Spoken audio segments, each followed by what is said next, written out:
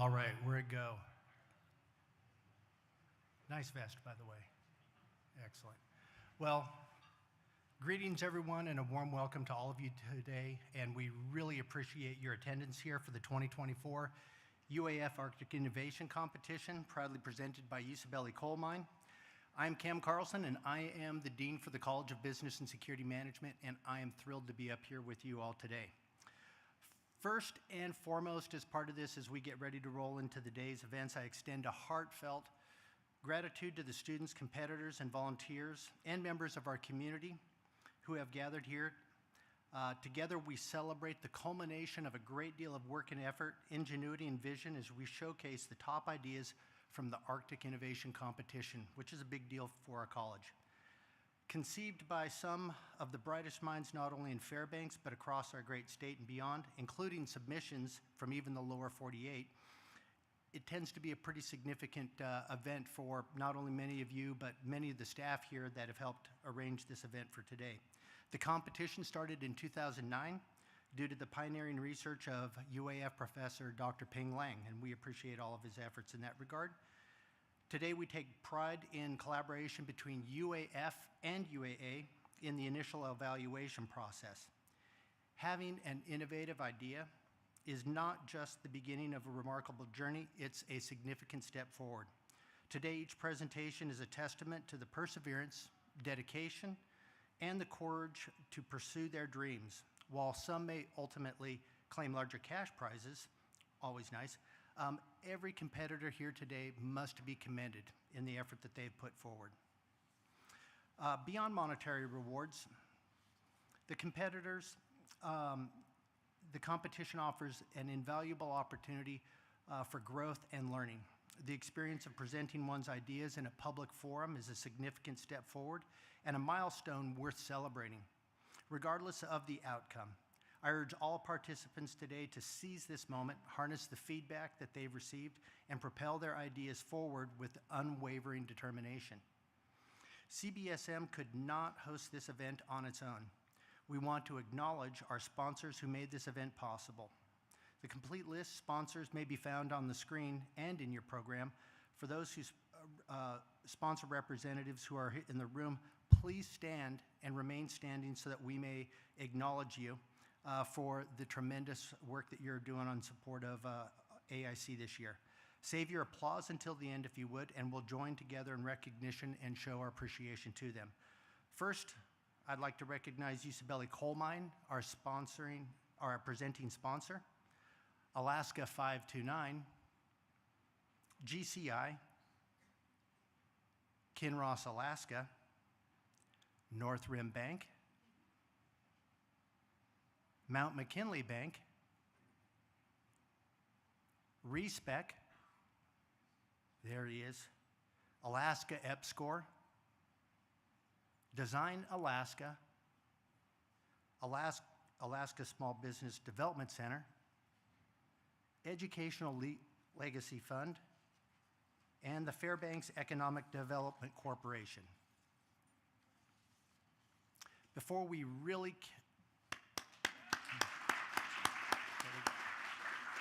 Thanks once again, and please be seated. Before we kick off the competition, we feel it important to acknowledge the land on which UAF resides and give a safety minute. There will be many students speaking here today, and the first out of the gate is going to be Marcelo Ketzler-Lopez, a CBSM accounting student extraordinaire and our front office assistant. And with that, and after the safety minute, we have Ivana Lorena Brito, which will be emceeing today's event and give me a break so that you guys don't have to endure me. So with that, please join me up here. And again, that vest is just so snappy. Thank you, Cam. Hello. As we build a more diverse, equitable, and inclusive future, we acknowledge the indigenous peoples of the land on which we work and live. We honor our Alaska Native peoples. We acknowledge the Alaska Native nations upon whose ancestral lands our campuses reside. In Fairbanks, our Tra Theta campus is located on the ancestral lands of the Diné people of the lower Tanana River. Now, in the case of an emergency, There are several exits from this room. One option is out to the back of the room, straight down the hall where you checked in. Alternatively, you may exit out the back doors and hang an immediate left to exit the building. The designated gathering spot is the First National Bank building across Noble Street. Please stay as calm as possible in any emergency situation. Now, I'll hand it off to the real emergency expert, Ivana.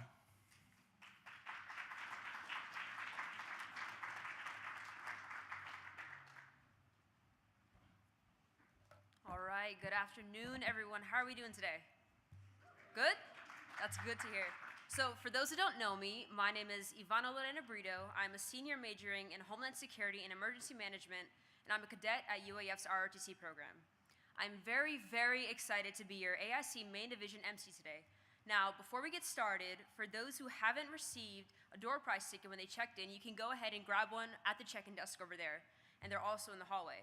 Everyone is eligible to win a door prize, and these door prizes include a pair of 1-hour passes to the Fly Trampoline Park, 2 sets of certificates for a one-night couple stay at the Lodge at Black Rapids, a gift basket from North Pole Coffee Roasting Company, 2 tickets to the Riverboat Discovery, 2 vouchers for the Gold Dredge 8, and a round-trip adventure for 2 adults on board the Alaska Railroad. And I would like to thank all the businesses that donated these prizes and give a shout out to Arctic VR for donating the BOGO vouchers at check-in. If you didn't get one, make sure you stop by and grab one. Now, at this time, I am pleased to introduce our esteemed panel of AIC judges. Please welcome Jack Wilbur, the 2024 Main Division Judges Chair from Design Alaska, John Bittner of Alaska Small Business Development Center, Jim Cully, representing Mount McKinley Bank, Brian Holst, joining us from Juneau Economic Development Council, Kathleen Hook, representing Doyon Utilities,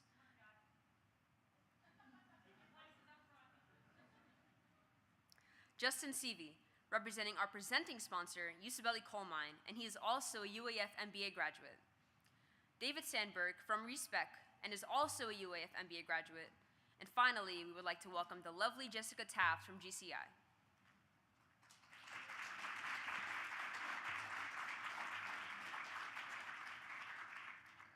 Today, our main competitors are going to compete for up to $15,000 in cash prizes. The names are listed in the program in the order in which they will present, but the order has no bearing or impact on how they are scored during the semifinals. Each competitor will have 5 minutes for their presentation, followed by 5 minutes of questions. You cannot go over your time, so competitors, please use your time wisely. Keep your eye on the timer, which is located right down here. Now, competitors, I'm about to call your names. Feel free to wave so that the audience can see you, okay?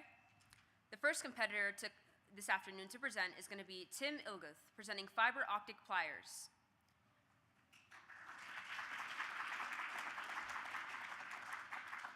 The following 3 presentations are Finn Ostegard, showcasing Finn, redefining rigid gear storage.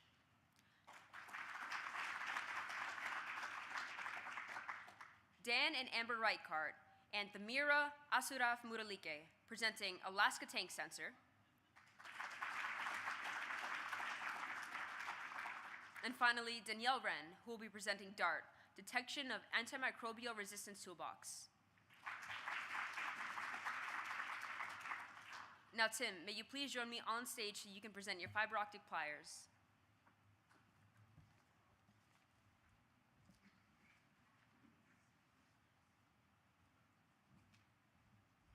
All right,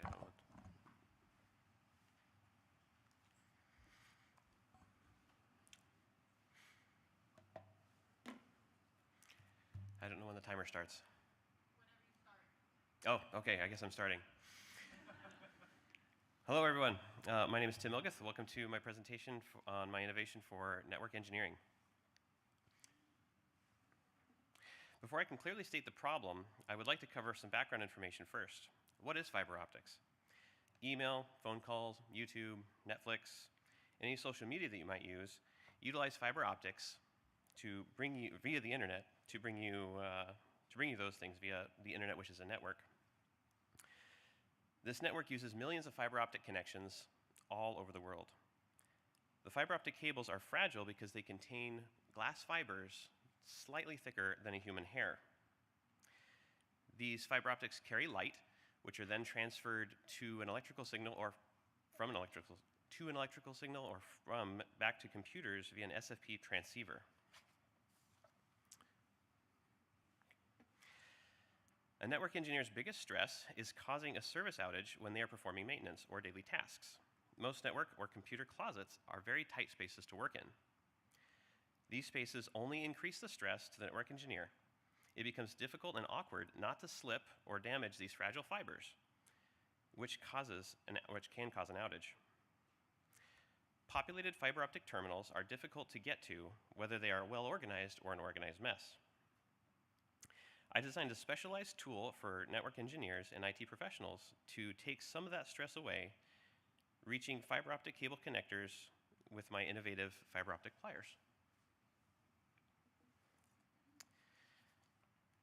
To produce, there we go. To produce my fiber optic pliers, manufacturers can produce them in the same way that pliers are produced in mass already. The process is done by taking a red-hot steel rod and pressing it into shape. The metal is first pounded into shape of one of the pliers' handles, and the two halves are joined together by a pin in the center on which it hinges. To produce my pliers, all you would have to do is change the way the ends of the nose on the pliers are machined.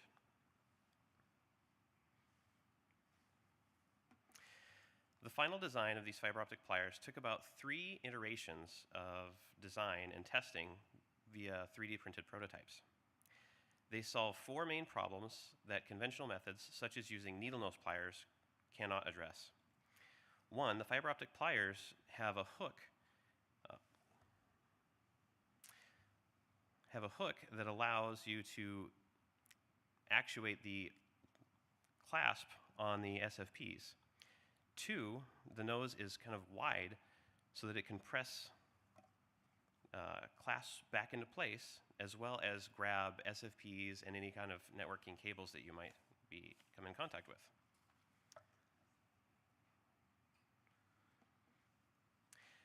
The final design of these the third feature is a wide gap in the jaws. There's a wide gap in the jaws that keep you from pinching or cutting cables that pliers might do by accident. The fourth feature is the cup designed into the fiber optics pliers nose themselves, allowing you solid control of ST barrel connectors. And you can see here in the video that it wraps around the barrel connectors, giving you a much smaller solid grip and control. I confirmed with the UAF Patent Office that this is indeed an original patentable innovation, and I have a status of patent pending. In addition to my current prototype, I'm working with the GI machine shop to create a metal 3D printed version of my pliers. Once I have those, I'll make a marketing video to send to companies that employ network engineers and build interest with them. Once I have a list of interested companies, then I plan to lease the patent to a manufacturer like these that you see here. In conclusion, I know that there is value in a set of pliers like these. The design is real-world feasible, and as a network engineer myself, I look forward to owning a set and using them in the field. Thank you very much.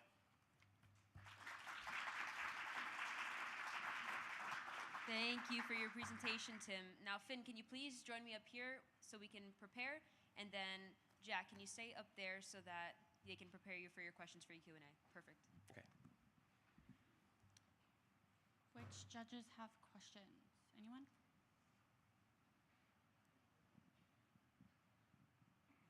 Thank you for your presentation. It sounds very innovative. I don't understand this market. How big is this market? What is the opportunity here? So if you go back through the slides a little bit, I have a map of unintended outages. That's a very common daily. You go into, there's 3 different sites that you can go to see unintended outages for services.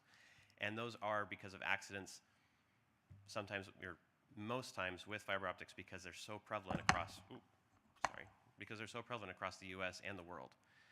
So this is a way to help that, and that market is over millions.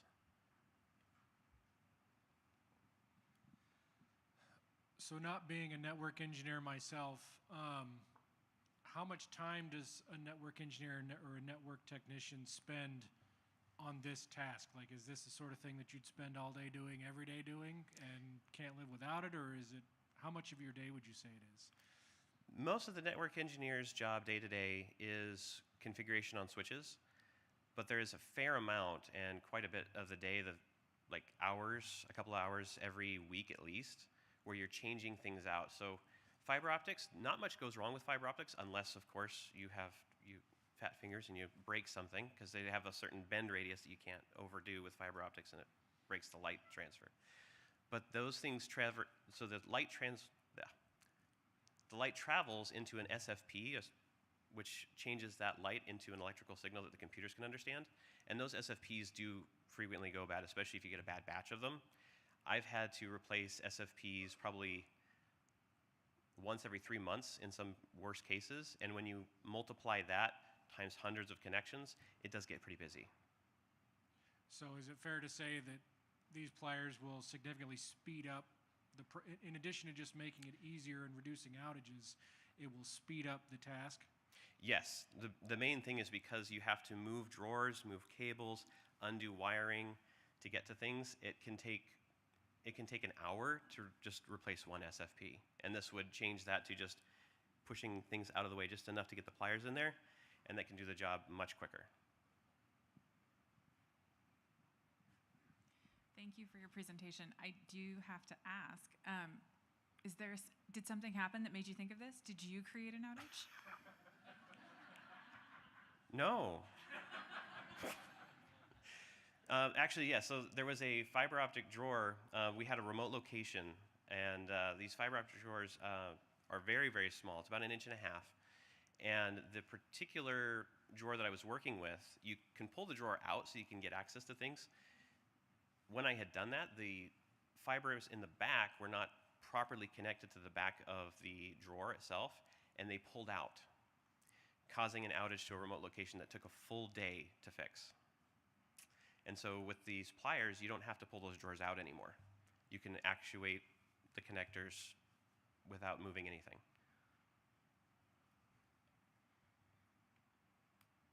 Have any questions from the judges on the other side?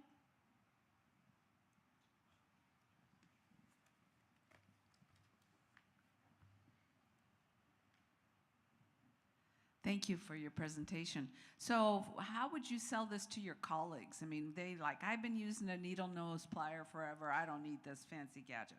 What would you say to that? Well, a lot of them, the colleagues that I've had, have their own frustrations with needle nose pliers because of the way that they're shaped. They're not really great for the task. They're the only option that we have currently to get into some of those tight spaces. So they use them, but they have a lot of frustration with them because they do slip off very easily, especially on those barrel connectors that I showed.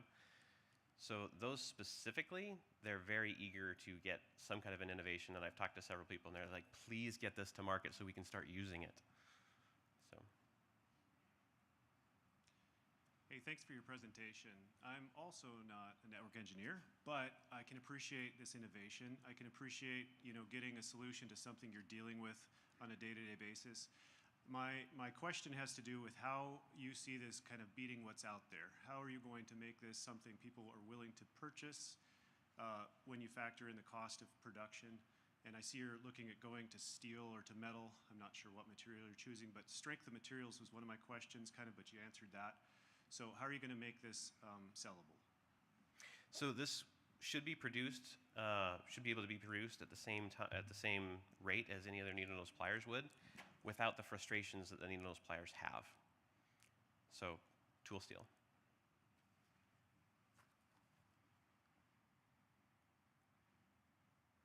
I think we're out of time. Okay.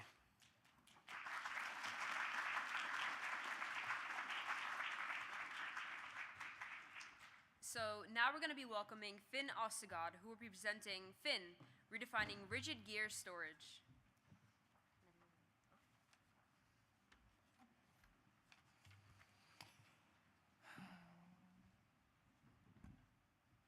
Howdy. I'm excited to introduce you to Finn. It's an Alaskan company, and we're here to redefine the rigid gear storage industry. Today I'm going to talk to you about boxes. And so boxes in the outdoor recreation industry, particularly gearboxes, there's two kinds. You have cases on one side, totes on the other. The only inherent difference are cases have a hinge lid, totes have a lid that fully come off. And cases are geared towards storage and protection. They've got high durability, great protection for your elements inside, a seal on the lid. The inverse goes for, they don't really have a lot for handling though. You're limited to usually a suitcase handle, not good ways to strap it down, secure it. Totes are almost the inverse of a case.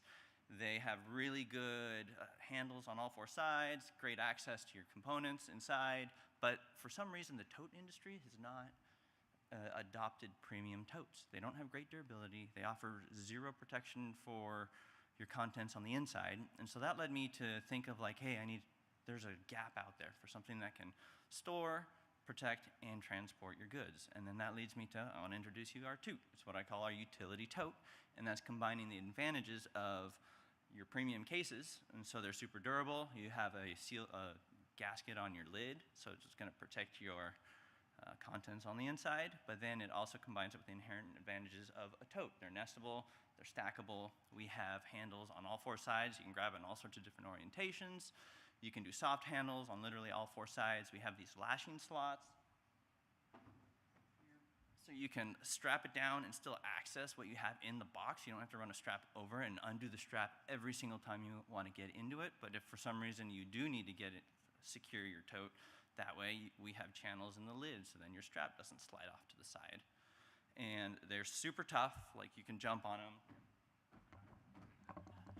They're really, really stout, and we've got some gutters on the corners so the lid won't hold water, it'll shed water. We have wearable parts on the bottom so you don't blow the bottom out. All the external components are replaceable, and they're fastened with stainless steel hardware. And the thought there was, you're gonna be out in the middle of nowhere, you don't need special torque spits or anything to swap things out. When I was designing this, really my main objectives were durability, operability, and user functionality. Users for this, who's a potential user? Literally anyone who needs to store, protect, and transport their gear in harsh Alaskan environment is the way I look at it. And it's not just like outdoor recreation users. There's all sorts of industries, mining, oil and gas, guiding services, like it's literally endless. And it seamlessly integrates with all different platforms that are gonna be used in remote rural locations, snow machines, four-wheelers, boats, airplanes. I really see it as just a unique tool to get used out in the bush. And these are rotomolded in Montana, and they're rotomolded from LDPE, low density polyethylene, that has really strong cold weather characteristics. And the rotomolding process inherently, as it rotates around in the machine, you're gonna get your resin that pulls in the corners, and that's awesome for a gearbox because that's gonna be your impact points, and so your corners have a thicker wall thickness than your flat sections. And there's no seams or penetrations, and so on the long term, you're not gonna have fatigue, stress points, or anything like that. And our factory, they're regrinding all their production waste, and then that gets recycled into black resin to build new parts. So how is it gonna be successful? There's literally no premium tote on the market. We stand out. I've been using all sorts of different gearboxes over the last 15 years. To me, this outperforms everything I've got in cold weather usability, having all the different features to store or to secure it and transport it. And like I said earlier, it's just, to me, a unique tool, and I think there's a whole market for that out there. And to finish off, yes, this is a box. It's a plastic box, nothing fancy, nothing unique, but it's a very thought out idea, and I think has potential to add a lot of value on a global scale, and I'm just really excited to see where it goes.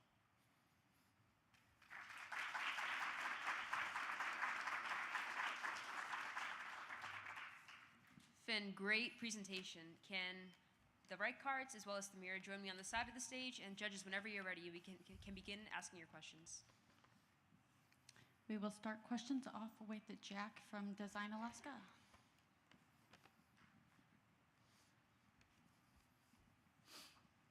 So thank you. You've got a great idea there. I'm a frequent user of Action Packers, which are your tow competitor, and your box is going to have many advantages over those. But one of the things that I use totes for a lot is floating rivers, transporting myself to those those rivers out in the bush with an airplane, where weight is a big deal. And so, what is the weight of your box versus an action packer? An action packer comes in around the same size one. I want to say it's like 5 pounds, maybe 4 and some change. This one's going to be heavier. It's coming in at 15 pounds. We have a lid. Our lid's double walled. Molds are expensive. That's where most of the capital goes initially for developing these. But I have an idea of doing a single wall lid that would take like 40% of the weight out of there. That's going to be of the lid. And so that's about a quarter of the weight of the box. It'll bring it down to 11 pounds. So, but they'll still be heavier. There's just thicker walls and beefier. Would you still be able to stand on it and bounce up and down on it? You would. You just wouldn't have quite as much rigidity. There'd be more give, but polyethylene's tough. It'll hold up with it being thick. If it was blow molded like an action packer and you're getting to like a 16th wall, then you'll probably pop through. But being 3/16, almost a quarter, I'm not too worried about it. Okay, thank you. Yeah. Got a question down here from David. Hey, great presentation. My question is, are you going to stop here at totes? Or do you see this moving into different lines, coolers? Or are you going to look at just enhancing this, reiterating the design, perfecting?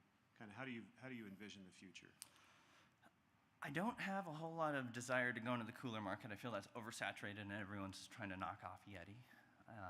But there's tons of accessories that can go to this, and I really think, I use the analogy, I want to do what Yeti did to coolers. I want to do that to the gear storage industry. I think it's huge potential, and there's all sorts of accessories that go to there, like a soft cooler that can Russian doll in there, and you can still use the plastic, get the protection from the rigidness, and it's like endless, the different ideas, but I don't want to put the cart before the horse quite yet.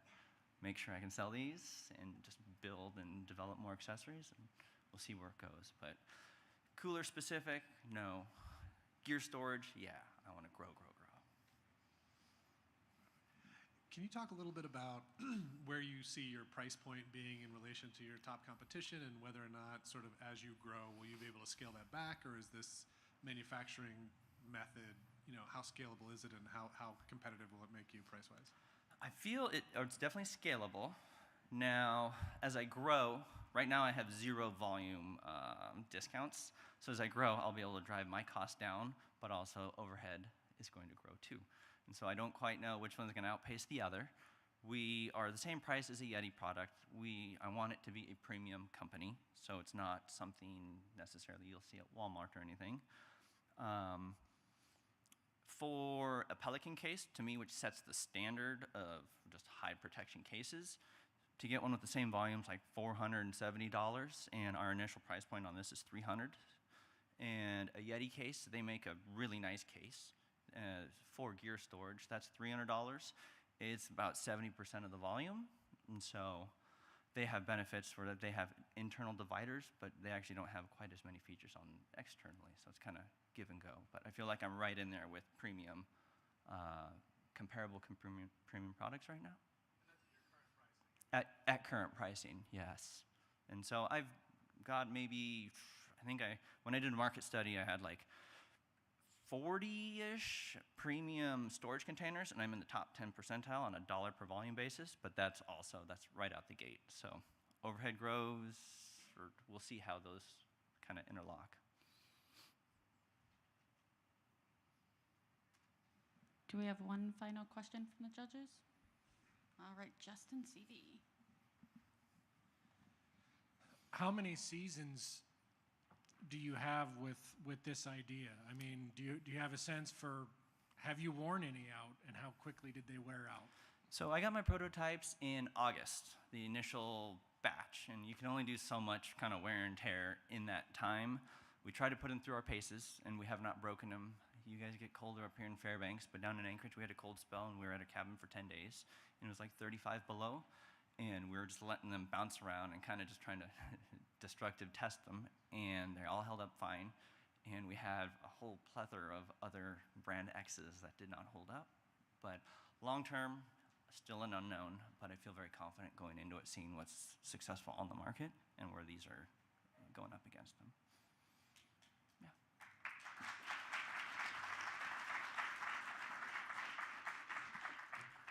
Now for our next presentation, we are going to welcome the Alaska Tank Sensor, presented by Daniel and Amber Reichard, as well as Thamira Asurat Muralige.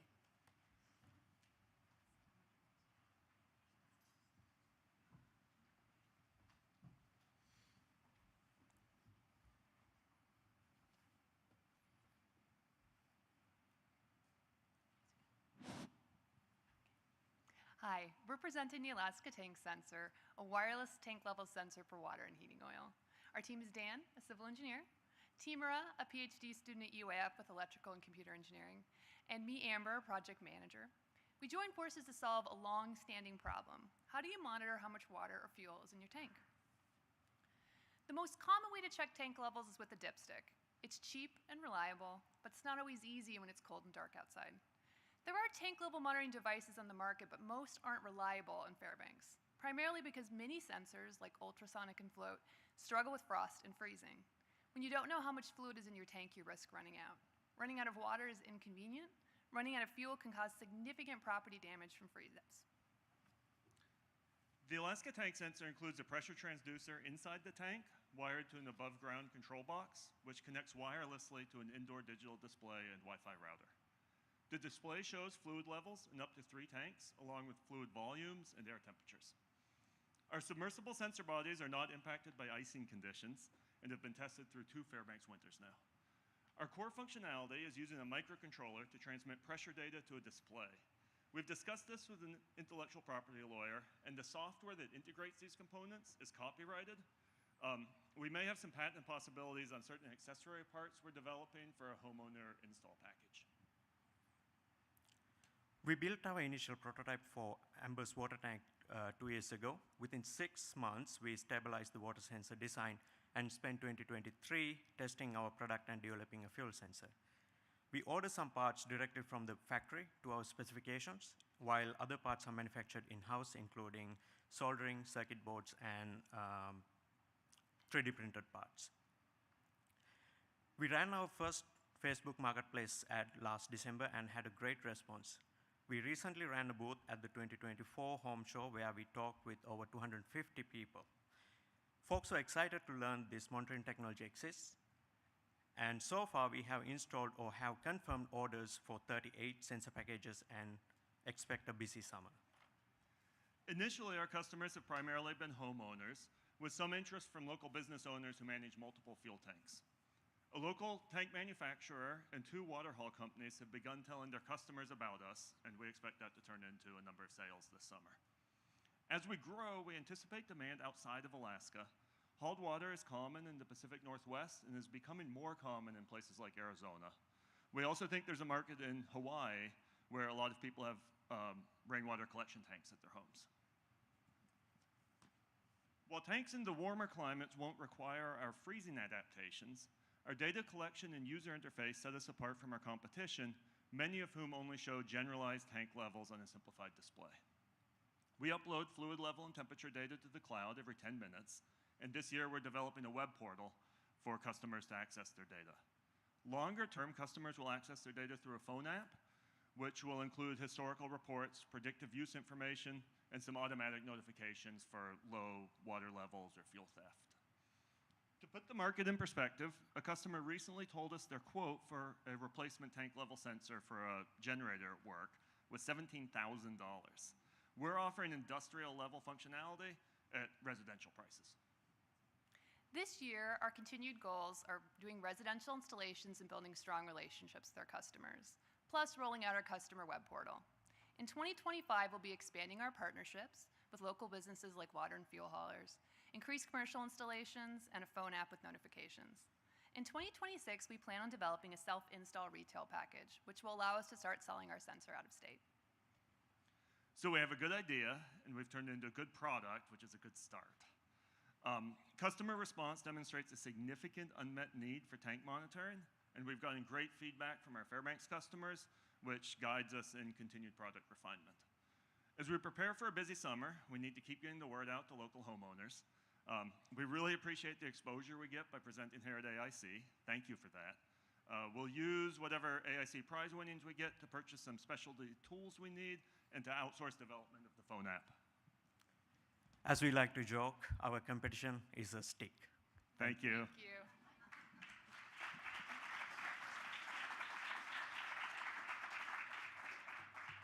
The first question will be from Jim Coley.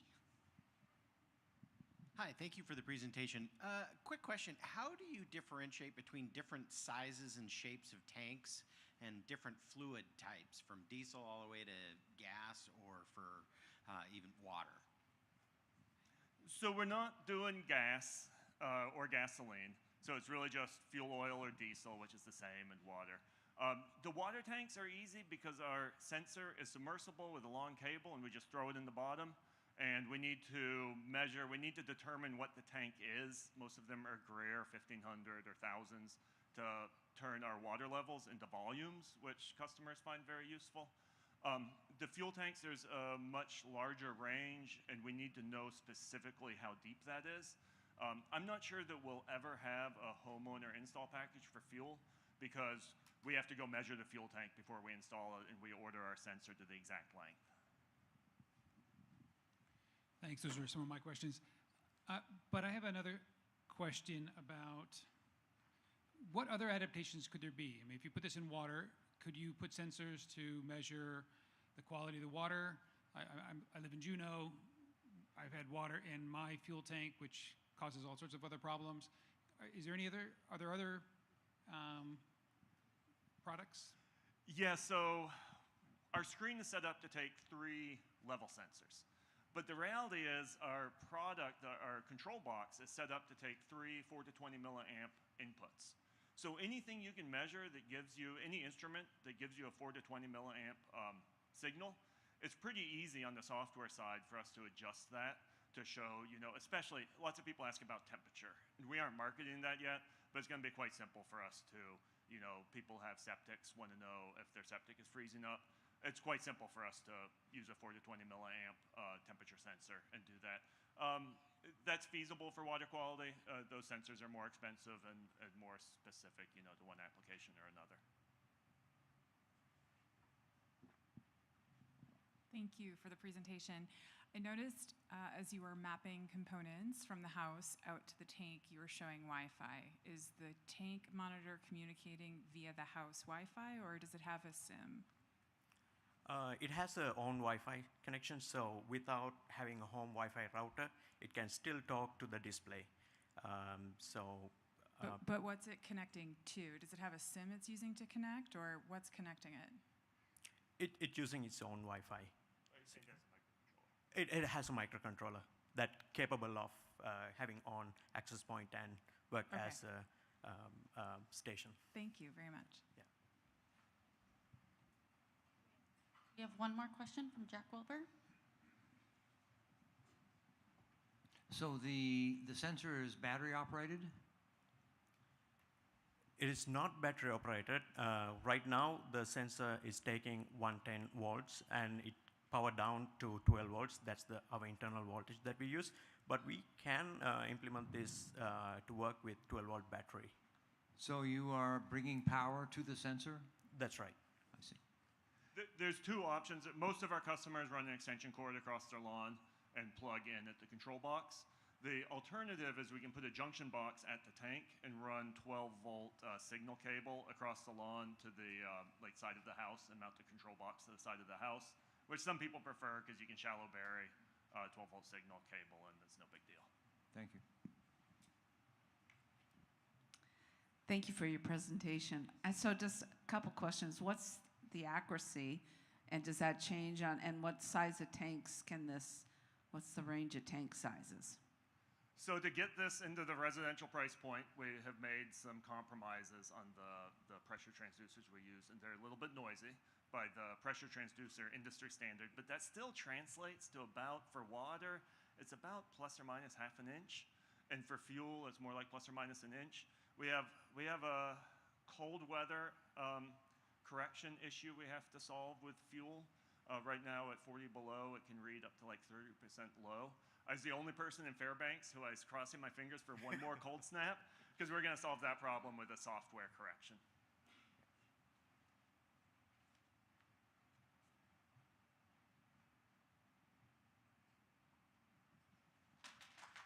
Okay.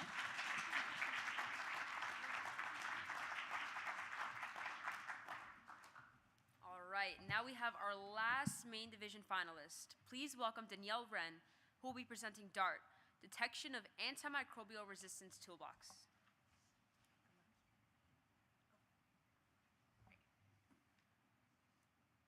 All right, I'm going to give this handheld a try. So hi, I'm Danielle Wren. I'm a graduate student at UAF, and today I'm going to tell you about DART, Detection of Antimicrobial Resistance Toolbox. So imagine that you have a sore throat and you go to the doctor and they say, oh, it's strep throat. We're going to prescribe you some antibiotics, and you take them and you're not getting any better. In fact, you start to get worse. Well, that is antimicrobial resistance. It's the ability of bacteria to survive even though they're being exposed to medication or antibiotics. And it's a very serious global health threat. Every year in the US, there are over 35,000 people who lose their lives to resistant infections. We incur over $22 billion in healthcare costs, an additional $35 billion lost to reduce productivity. And if you're here in rural Alaska, you may have additional challenges. There's over 3,000 households that don't have running water or a flush toilet in their home, and that can increase your risk for certain bacterial infections. We have over 60,000 Alaskans that live off of the road system, and that can reduce your access to healthcare services. Now, if you are a healthcare provider who's looking to see if your patient has a resistant infection, if you are a researcher or a public health official who wants to do preventative surveillance of, say, wastewater or sewage, well, you're going to have to transport your samples a very long way, and that can be costly and time-intensive. We're talking about days or weeks until you get an answer. But what if you had a tool that would allow you to test on-site? That would mean that you wouldn't have to transport your samples anywhere. Well, that is DART, Detection of Antimicrobial Resistance Toolbox. It allows for the rapid detection of antimicrobial resistance genes on site. And our goal is to go from sample to an answer to our users within 1 workday. So you have a sample full of bacteria. You're going to extract the DNA from that. And it's going to be sequenced on a really cool device. So this hardware that we've chosen, it already exists. It's created by Oxford Nanopore, and it's a really portable genetic sequencer. It's like the size of a Snickers bar, so you can just put it in your back pocket. What we're developing is a novel piece of software that interacts with the sequencer. It identifies antimicrobial resistance genes in whatever bacteria are being sequenced, and then it tells the user in a clear and very easy to understand report what resistance may be there.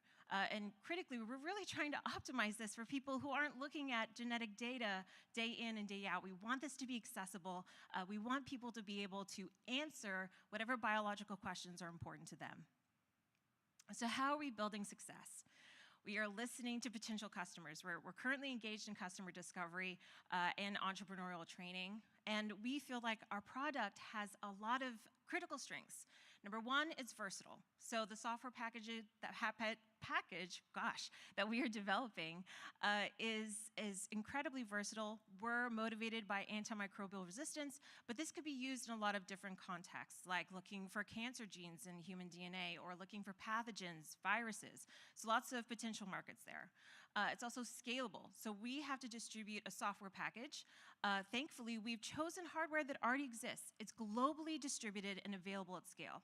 And this is feasible. So we've actually just published on testing parts of our data analysis pipeline, part of our software.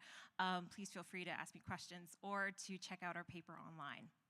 Looking to the future, we are really excited by strategic partnerships that could be made, whether that's with government agencies like the DoD or the DOH. We're also interested in looking at opportunities with private companies, maybe even the company that makes the hardware that we are including in our toolbox. But there's potential in multiple markets, even if you're just looking at antimicrobial resistance genes. It could be used in the clinical space for healthcare providers at point of care. It could be used in environmental samples, like looking at sewage, wastewater, and even off-planet. So NASA, of course, has astronauts on the ISS, and believe it or not, similar to Alaskans, they have a challenge of sample transport, getting samples back to Earth. So maybe there's opportunities there. I do want to take a quick moment to say thank you to my advisor, Dr. Jevin Drown, the Drown Lab, Alaska Center Ice Blast, Alaska Embry, who've all supported me, and of course, all of the organizers here at AIC. It's been great to have this exposure and this opportunity. So, thank you.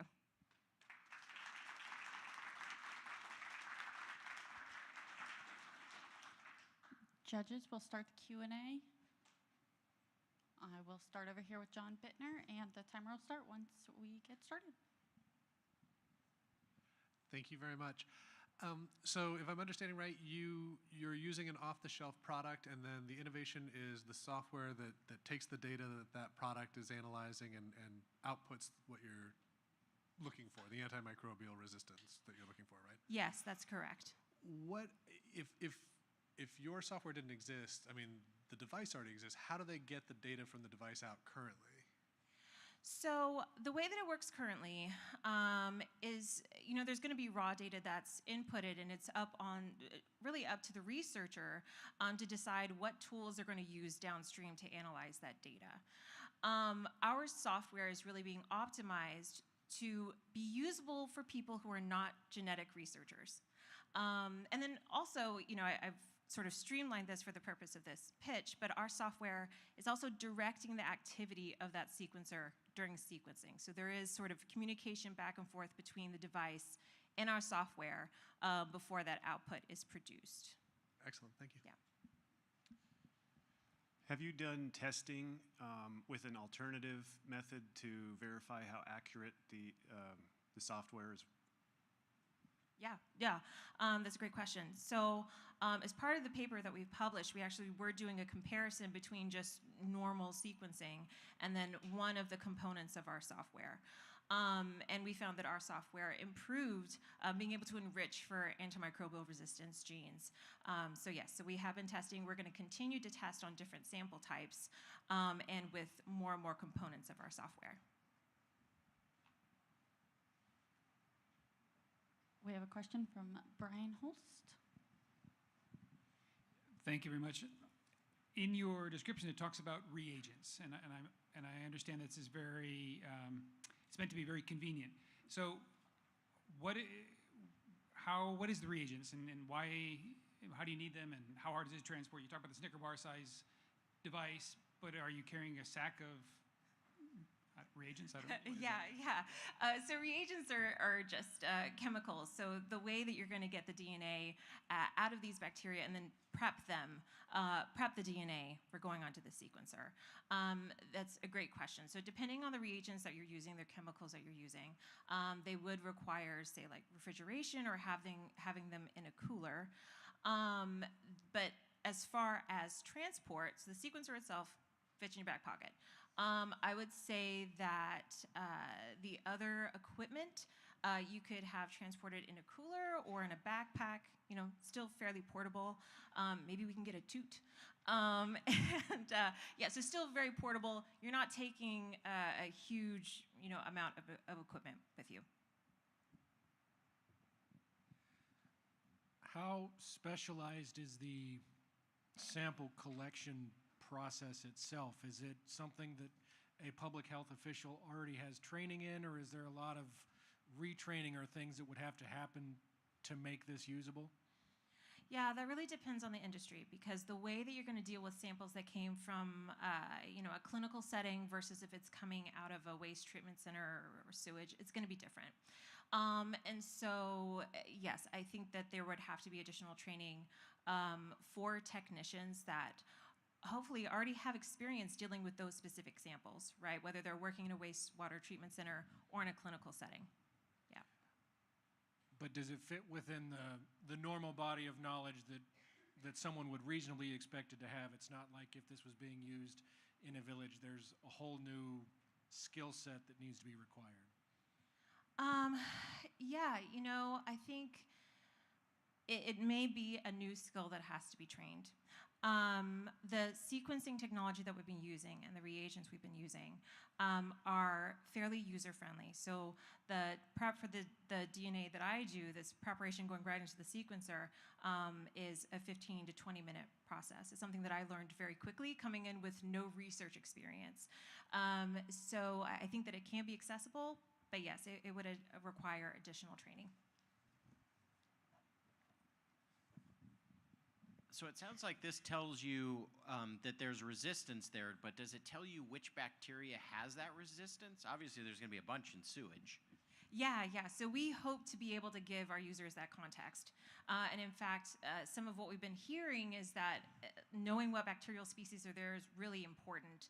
And if there are pathogens, so the species is really important. So that's our hope, to be able to tell you what kind of bacteria contains these resistance genes as well as the genes themselves. Thank you.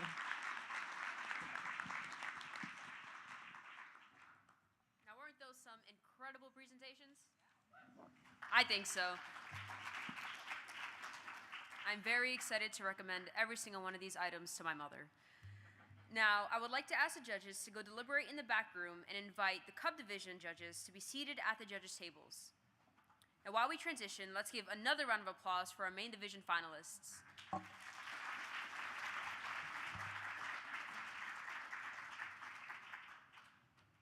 Today, we are very excited to welcome Lisa Casino, the Vice President of Public Relations for the Usibelli Coal Mine and the Executive Director of the Usibelli Foundation.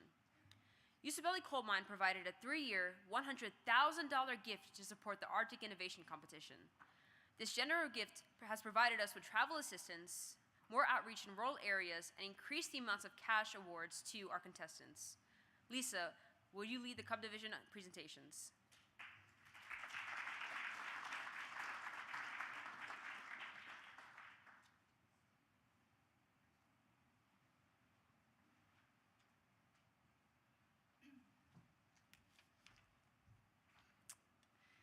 Thank you, Ivana, for the warm introduction. I'm going to apologize in advance for my voice. I was in DC last week, and unlike Alaska, everything in DC is blooming right now. So I have horrific allergies, and I called Tammy on Tuesday and said, you might have to have a plan B. I had no voice. So this is about 50% better than where I was on Tuesday. But every year they used to ask, what would you invent if you were at AIC, and what would you pitch? And I never had an idea because I'm not a creative person at all. And this year I said, are you going to ask me that question? Because I would create a voice box where it would be me, my voice, and I could just be standing here and it could be talking for me. So that's my great idea this year. I want to thank all of the brilliant finalists for competing in the main division today. That was fantastic.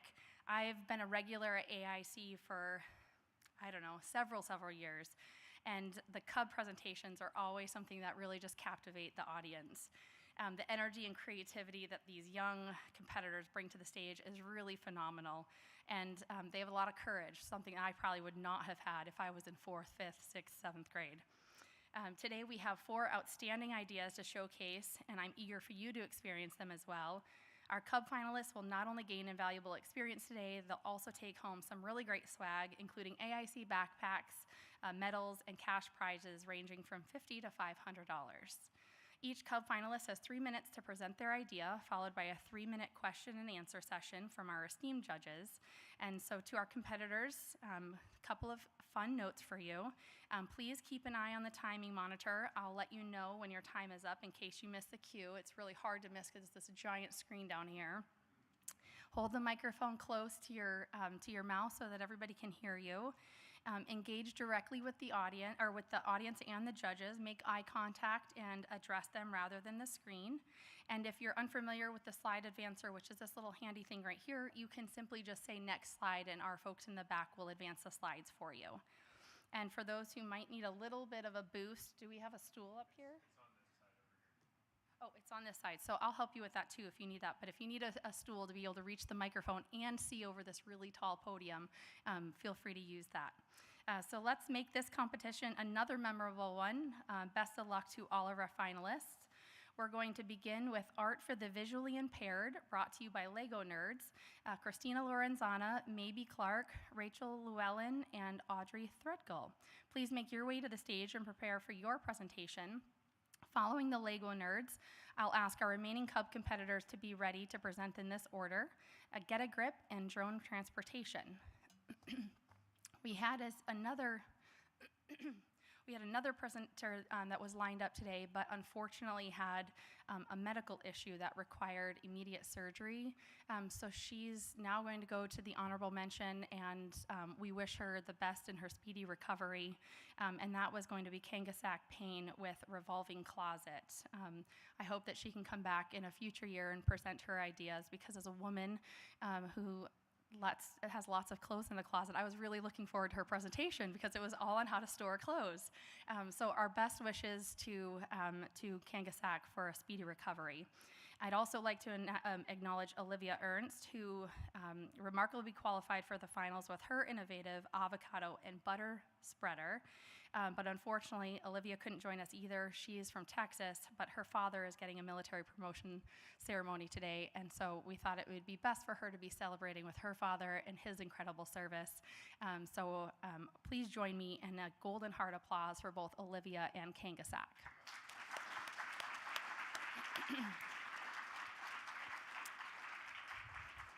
I'm pleased to introduce our esteemed panel of judges for this division. Please welcome Sumitra Sakalkar, a UAF grad research assistant and our judges chair, Evan Wilkin from Mount McKinley Bank, and Joshua Matakione. Did I say that right? Dang, all right. And he's from Kinross, Alaska. All right, let's get started. Lego Nerds, you guys are up first.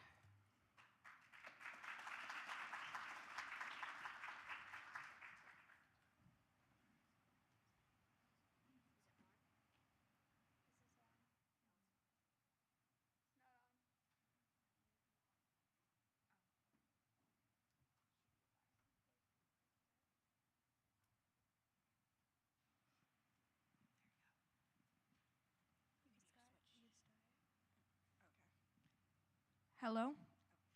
That's loud. Hello, my name is Scarlett. I'm Rachel. I'm Audrey. And I'm Maybe, and our project is Art for the Visually Impaired. The problem is there are no step-by-step how to draw books in Braille, and almost all drawing equipment for the visually impaired is not affordable. Our idea was to make a step-by-step how to draw book in Braille, which will include a foam sketchbook with fabric 3D printed pages. Our book will help people with disabilities, especially blind and visually impaired. It will also help teachers, parents, and art instructors. Our project will be made out of 3D prints, a foam sketchpad, a publisher can mass produce Braille pencils, puffy paint, and a Braille tool. Our project will be successful because there are no other step-by-step how to draw books for the visually impaired. Our drawing book is very cheap, costs up to $20 to produce. Our drawing includes sketchbook and pencils. It's easy to use. Special education teachers can use it. Our target audience is the visually impaired, so we would try to sell it to schools, students, and teachers. We would also like to sell it internationally. We looked all over the internet to see if there were any step-by-step how to draw books, but we were unable to find any, and this was confirmed after talking to several experts.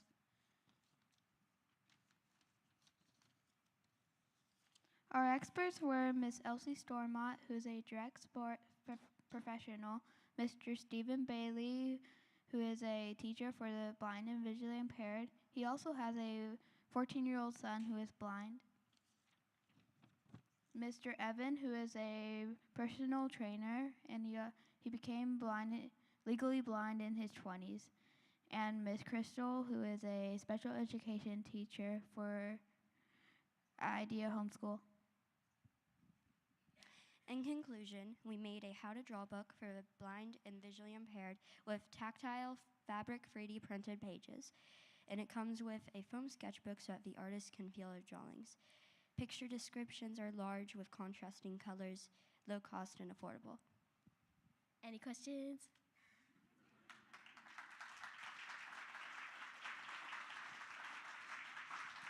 Okay, thank you, Lego nerds, for kicking us off. I will pass it over to you, Samutra, to lead our Q&A session, and then Get a Grip, you are going to be up next.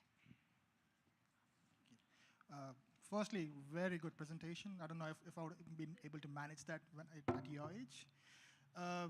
There was one, I really love the idea that you're presenting over here. Like you said, I've never heard of this idea before. One question I had regarding this, your idea was so you said it's new to the market. So are you when you're selling these books, are you also teaching this teachers to how to use them, and then they can use it or is it already teachers who already know how to use these books to teach?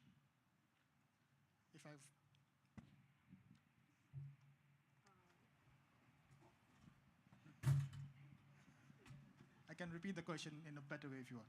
Yeah, can you repeat it? So my question was since this is a new idea, do the teachers right now know how to use this book, or is it something that you will teach when you're selling the book? It's pretty self-explanatory, so I think that if you had the book, then it would be really easy to use, and you could self-teach yourself. Thank you for your presentation. I was wondering, was there anything specific that inspired the book, or where did your idea come from? Everyone else is so taller than me. Can you repeat the question? Sorry? Yeah, I was wondering if there's anything specific that inspired the book, where your idea came from. So, all of us love how to draw, but we realized that a lot of people can't do it because either they're blind or visually impaired, and we just wanted to get it out there, basically, teach people how to do it because we all love it, and we wanted to help other people know how to do what we love. Thank you for your presentation. You all did awesome. I had one question. Do you know anybody who's visually impaired that's your age, and have you talked to them about this book? We don't know anybody who is blind or visually impaired our age, but we had an interview with somebody who was legally blind, but it was on Zoom, so they didn't actually get to test the book. Thank you so much. Questions? No? Okay. Well, thank you so much, guys.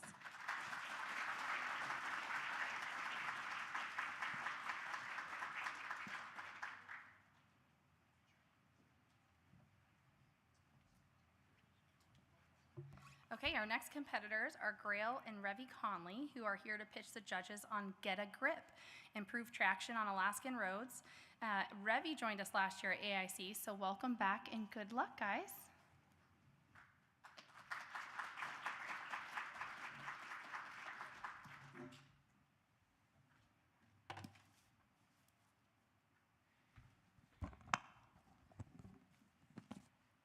When do we start? Now. Okay. Hi, I'm Grail Conley. And I'm Revy Conley. Our project is called Get a Grip. It's all about improving traction on Alaskan roads. There's a problem. Driving in winter is hazardous. Over 100,000 Americans are killed or injured in crashes on snowy or icy roads each year. The UAF Institute of Arctic Biology predicts shorter but more intense winters in response to climate change. Snow tires improve traction but are too expensive. We propose siping sleeves as a cheap and effective way to address this problem. What options are currently available? Snow tires are made of soft rubber with grooves that increase grip in icy or snowy conditions. They are extremely expensive. For example, a set of Bridgestone Blitheks cost over $1,200. Yeah. What is siping? In the 1920s, John Sipe noticed that small cuts in the soles of a shoe improved traction. This led to the development of siping machines that cut nearly invisible 90-degree slits in tires without removing any rubber. Siping. This is an example of unsiped tires spinning out instead of gripping. Siping increases the contact surface between the tire and the road. This results in 64% more traction and a 22% shorter stopping distance, 155 feet instead of 200. Siping sleeves to the rescue. Siping sleeves are fine wire mesh sheaths modeled on razor wire, but much safer to handle. They slide over tires when roads are snowy or icy. The barbs on the mesh provide immediate traction and make small cuts in the surface of the tires to improve traction when the mesh is removed. After wearing siping sleeves, tires will be better able to handle winter conditions.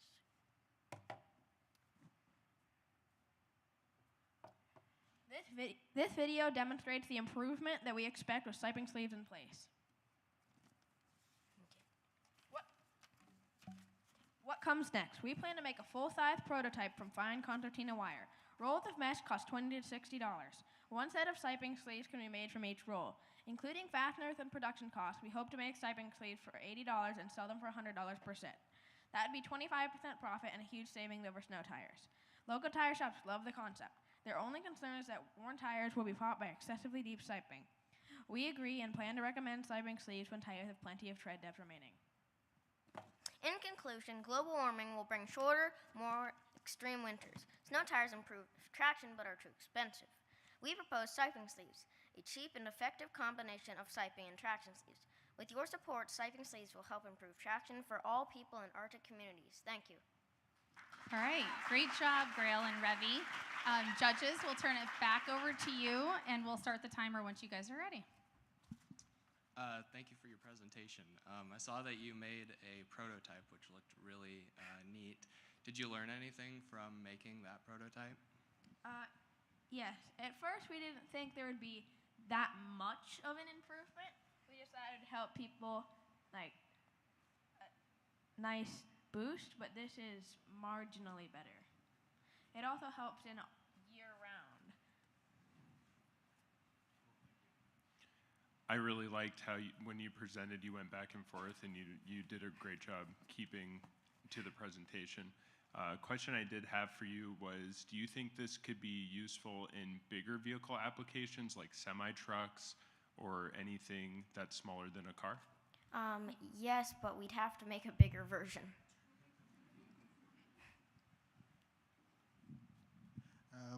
Very great presentation again.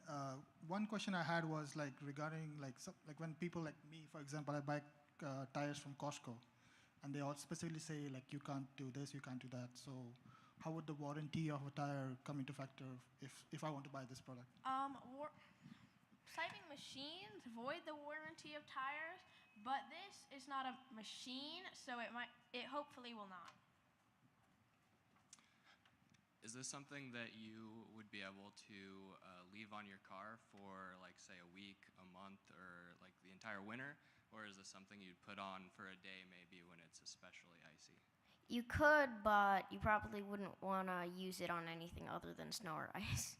Right, right. It would destroy the siping sleeve. Okay, thank you. Thank you. All right, great job, guys.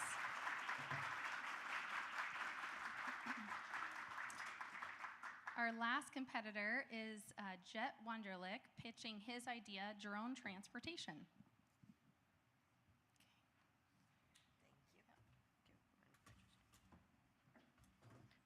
So, my idea is drone transportation for rural places, emergency services, and urban data collection. The problem? Transportation of necessary supplies is just not fast enough or cheap enough. And there's so many places that we just can't get to. My competition is just, there's a place that sends blood out via RC plane kind of things, and in Africa, and there's another one that transports like small little snacks via from Walmart, but we're aiming bigger. What makes my idea different? Solar panels. That'll just add so much more energy over flight, and we can just strap them right on the wing. planes are extremely efficient. Drones aren't crazy efficient. If we add vertical takeoff and landing, we can have the control of a drone and the efficiency of a plane. That's the major portion of the design. Since we have so much like stuff to keep, since to be fully autonomous and no humans on board, we'd have so many sensors, and we could use said sensors to detect hotspots. We could wrap them around to like for long distance travel to go on oil pipelines. So therefore, we could like scan them, check if there's something wrong with them while we're flying transport. Weird. Oh, so here's my design. It would have servos to move the propellers for the transition between VTOL and regular flight. This could be used for so many things. So we could use it for like encampments out like middle of nowhere when we need to get some supplies to them quickly. Like every single time we need to get like supplies to a place out in the middle of nowhere, we shouldn't have to send a plane with a person and deal with like so much stuff like dropping it off the plane and like maybe damaging what's on board. We should just be able to send an autonomous drone out and just have it drop it off right where we need it. And we could do medical supplies, emergency responses. If someone has a medical emergency, we could deliver tools for any kind of surgery that's needed out in an encampment. There's so many options. Whatever you can dream up for transportation, it can do. And then I would just sell it off to a bigger company to produce it, because it'd be extremely hard to produce on mass scale. All right, awesome, Jet. Thank you so much. Matt, over to you. Hey, Jet.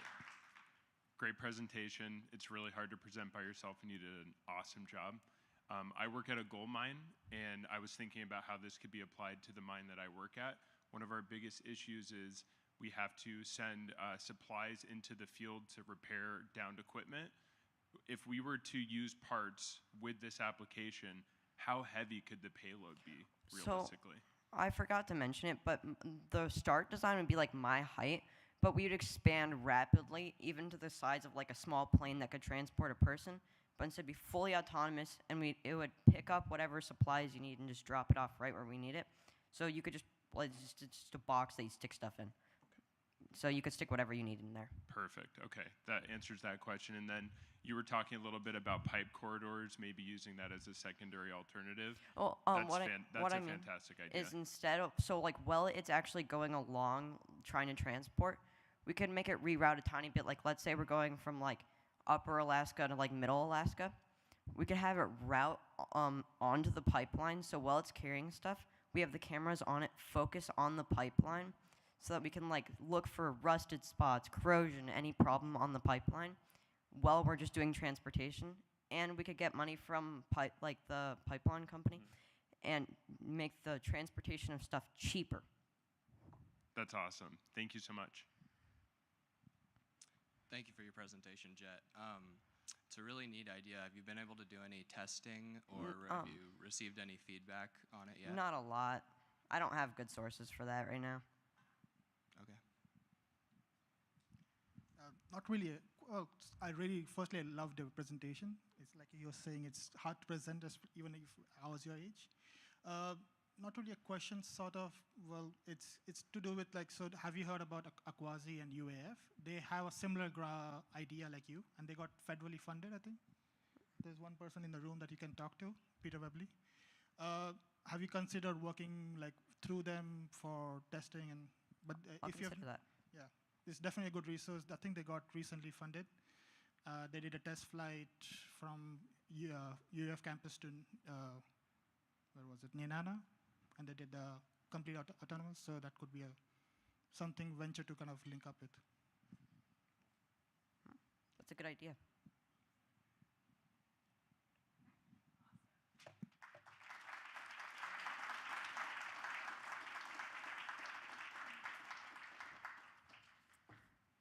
I love the innovation and creativity. You know, just earning a spot in the Arctic Innovation Competition Finals is a remarkable achievement, and each of you should be very proud of yourselves. It takes a lot of courage to not only conceive an idea, but submit the idea, conceive it, and then stand up here on the stage and present to an entire room of the panel of judges and our audience. And you all had great confidence and poise, and you're very inspiring. It's great to know that we have the next generation of leaders that are really here to help solve some of our real-world Alaskan problems. Judges, if you guys would make your way to the judging room to deliberate and finalize your rankings. Given the exceptional quality of the presentations, I think that you have a challenging task ahead of yourselves. Well, before we proceed with the junior presentations, I also have the distinct pleasure of inviting the Barnett Blazers to join us on the stage. This past February, this exceptional group of students from Barnett Magnet School, they clinched first place at the 2024 Alaska Science Olympiad. Their remarkable talents will soon be showcased on a national stage as they are set to compete at Michigan State University. And I proudly proclaim that Barnett Magnet harbors some of the brightest young minds in our community, and I confess that my enthusiasm might be slightly heightened as my youngest daughter is a proud Barnett Blazer herself. But you don't have to just take my word for it. Today, they're going to share an overview of their victorious journey, so please, let's give them a warm welcome to the Barnett Blazers.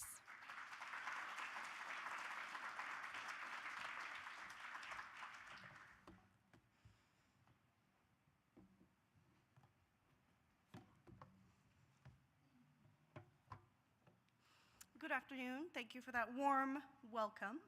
My name is Christy Shaw. I am a middle school teacher and one of the coaches of our Barnett Magnet School Science Olympiad team.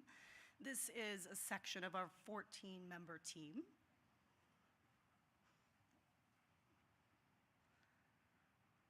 Okay, what is Science Olympiad? Science Olympiad is a competition for middle school and high school students. Students compete in different subjects, including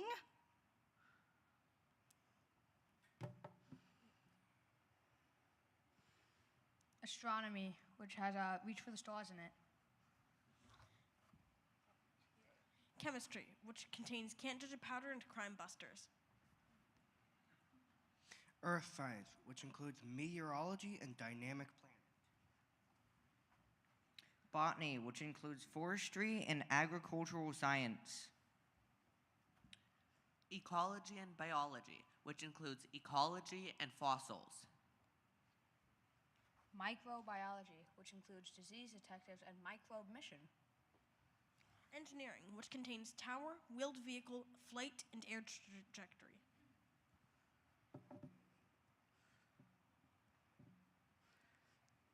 okay, which of these events was your favorite? I would have to say I really liked tower, flight, and experimental design. My favorite was agricultural science because it involved learning about the oceans and fish. I loved air trajectory due to the physics aspect involved in it. I love tower because we got to create and break a tower. Air trajectory, I built a cannon. Come on. Oh.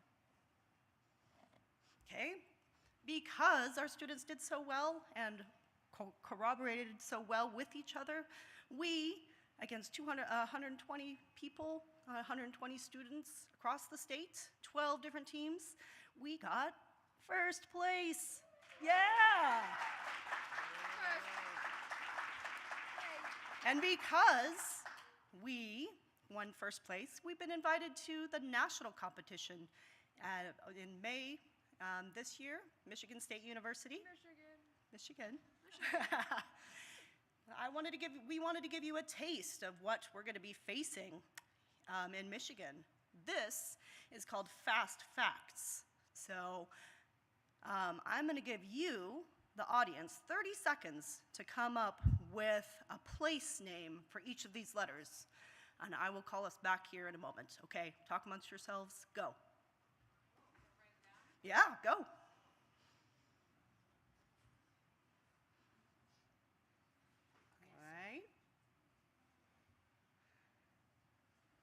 If you can hear my voice, clap once. If you can hear my voice, clap twice. Okay, so imagine you're given these same letters, but you're asked to provide a Nobel Prize winner, or the name of a gemstone, or some sort of space object. And they will get 6 of these puzzles. Okay, we want to give you a demonstration of one of our engineering topics. This is called air trajectory. The goal of this was to use a 10-kilogram weight and the power of air pressure to fire a ping pong ball and hit a target. Our team made 3rd place with this event.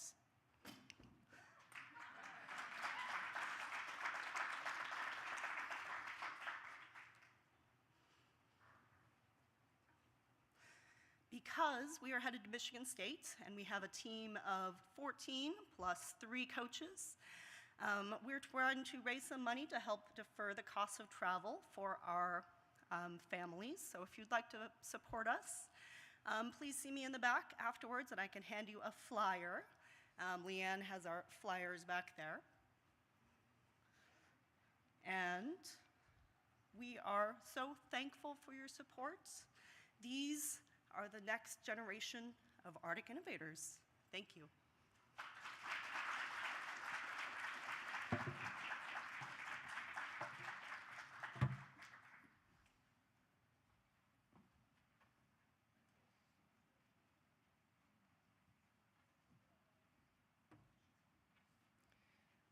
I bet there's some sponsors that are on the back of the printed programs on the tables that you could probably go and reach out to.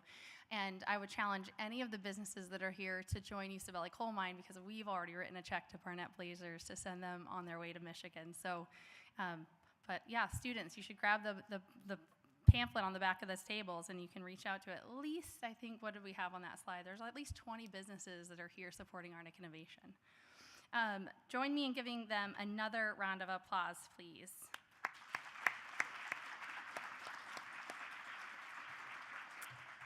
So as we continue with today's event, I want to acknowledge that hosting the Arctic Innovation Competition is definitely a team effort. It's my great honor to introduce the next part of our program and to pass the microphone to an exceptional young leader. Please welcome Eric Anderson, a student majoring in accounting at the UAF College of Business and Security Management.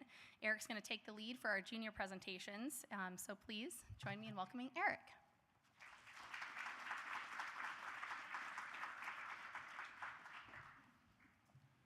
Thank you, Lisa, and to the Usibelli Coal Mine. The junior division is specifically for teens ages 13 through 17, as made possible through the gifts of Kinross Alaska and Alaska 529. Through their community values, both of these organizations recognize and reward excellence. Competitors will receive cash prizes of up to $1,000, an AIC backpack full of goodies, and a medal or a ribbon. This year, we received 26 entries in the division. 6 finalists were chosen after the preliminary evaluations from UAF and UAA students. Each finalist will have 3 minutes. Each finalist will have 3 minutes to make their presentations, which is then followed by 3 minutes of questions from the judges.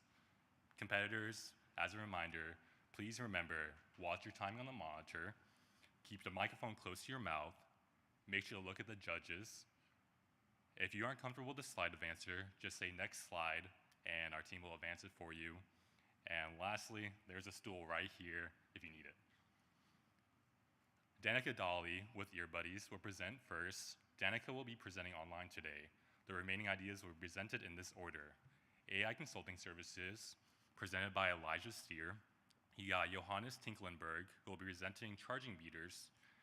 You got Roof-Mounted Snowblower, explained by Ferdinand Siegfried. Magic, I Show the Bing Su, presented by Elizabeth Kim, Joanna Peng, and Priscilla and Julia Wang. And lastly, you got Tayton Aiken Bryce, who will be presenting anti-frost signs. While our AV team gets Danica online, please welcome the junior judges. We have Peter Webley, who's the judge's chair and is representing UAF Center for Innovation, Commercialization, and Entrepreneurship. You have Jacob Griffith, who works for Kinross Alaska. You have Julie Mason, who flew all the way from San Jose, California, representing the United States Patent and Trademark Office. And then you have Usibelli Coal Mines' very own Jared Rea. Thank you, judges. Let's get started. Danica, the stage is all yours.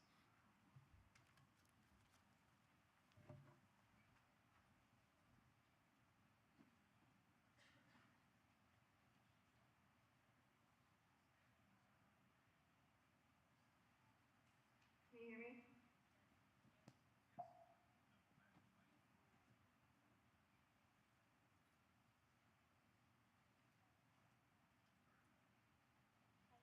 Hi, Danica. Yes, we can hear you. Feel free to start whenever you're ready.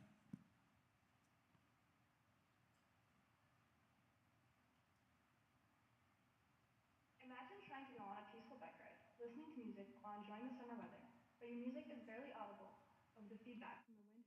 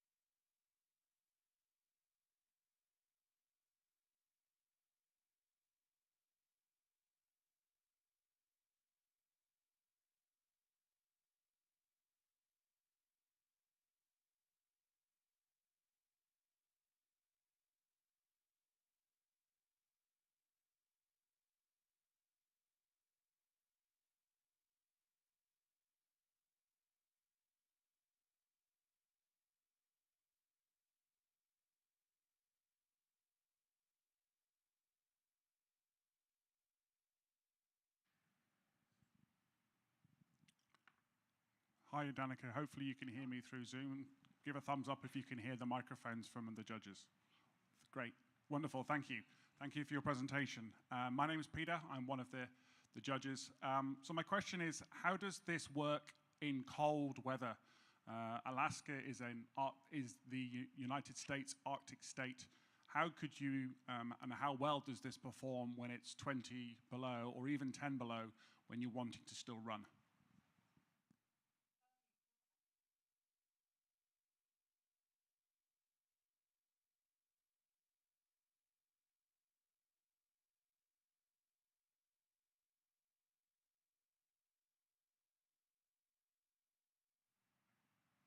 Other judges with questions?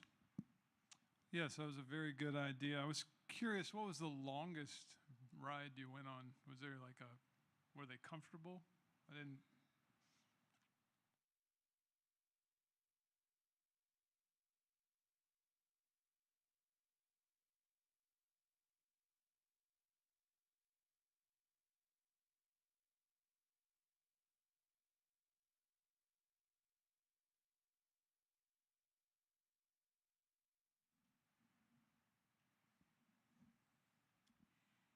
was a great presentation, and this is Julie from the Patent and Trademark Office.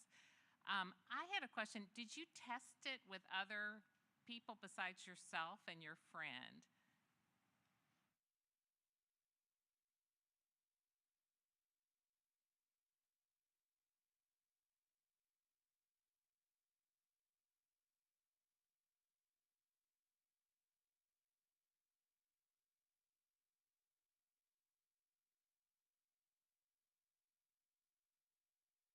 Thank you. Hi, this is Jacob. Great presentation. It was excellent. Quick question for you. What kind of research did you do on the path to making this, like different materials or different pilots at first? Different kinds of materials or different, first and second iterations of your product?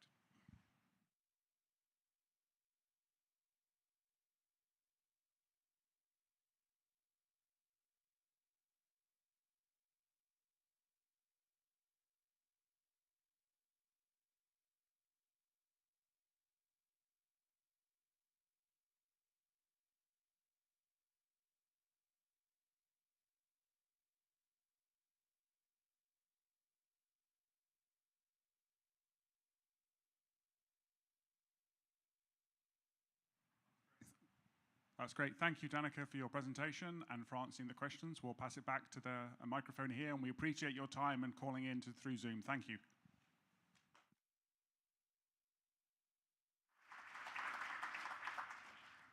Yeah, thank you.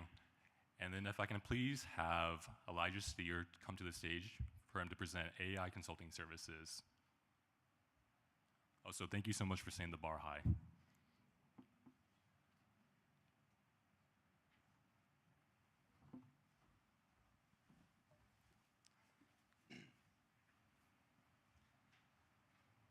Hello, everyone. My name is Elijah Steer, and I have over 2 years of experience in artificial intelligence. I'm here to share my business with you, artificial intelligence consulting services.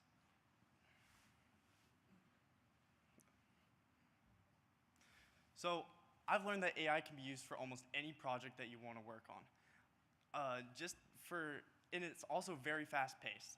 For example, text to image just came out not that long ago, and that's not the only thing. Text to video and text to video game came out. What text is, it's a prompt. It's when you ask AI a question and you get a response from the question. And they're doing it with videos and images. It's pretty intense. I've also realized that knowing more about AI just makes your life easier. It's like a tool you can add to a toolkit and always come back to. So I realize I use AI all the time, but why do other people not use it so much? Well, it's because people are not aware of the capabilities AI has. They have a lack of understanding when using AI, and they don't know where to implement it into their own business. So that's why I invented AI consulting services. It's a 3-step process, and my goal is to implement automated solutions with AI into businesses in the local area and further. The first step is a free consultation where I understand how your business operates, how it works, struggles, and what you're really good at doing. Then Tech Select, where I provide a list of services tailored to your business. And step 3 is just delivery. Example cases could be a website chatbot to interact with your users, or an AI business assistant to ask general questions about your own business. Another one could be a specific task chatbot. I've worked with realtors that work on property descriptions every day for so long, and I made them a chatbot where they enter their property information and it generates them a property description instantly. What's the benefits? Well, businesses that don't use AI are going to benefit tremendously from it. They're going to save time, they're going to cut costs, and they can increase leads by creating captivating social media posts. Additionally, it's a cutting-edge business. It's unexplored. The compound annual growth rate is 36.8%, which is skyrocketing. And there's value beyond the service. I I can provide more of like education and training. And that's what I want to do today. I want to advance Fairbanks, Alaska to stay competitive in the AI revolution by providing you with 1,000 plus free AI tools through this QR code with a full ChatGPT guide and 800 plus ChatGPT prompts for you guys to use and to share with your friends. It's going to speed up your life, and that's my business, so thank you. Well done, Elijah. Johannes, you're on deck. So yeah, if I can have Johannes join me up here. And judges, what questions do you have for Elijah? Elijah, thank you very much for that presentation. Peter Webley, while the judges get some notes. So my question is, you mentioned step one was the free consult. Yes. How long would that be, and what would happen if you got lots of consults? How would you scale the consultation process? So it takes about an hour to fully understand how a business operates. It takes about an hour. And I plan to scale by implementing a virtual consultation system where we could speed up the process of finding key points that we need to find in order to provide solutions. So right now it's taking us an hour, but I'm aimed to try to get it fit a consultation into 30 minutes and put it on a virtual consultation system like Google Meets or Zoom to reach people regardless of location.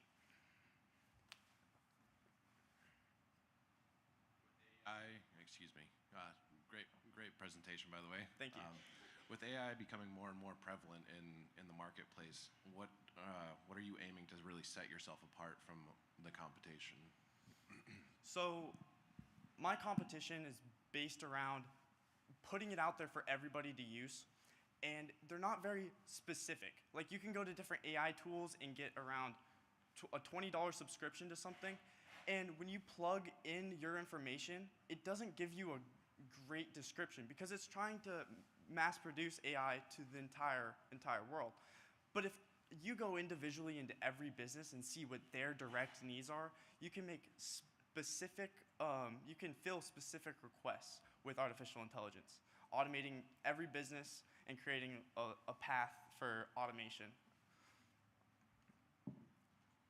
Yeah, so after the consult, if you were going to go on the educating someone to do it, I mean, how long you anticipate something like that taking as a revenue stream, education after your original consult?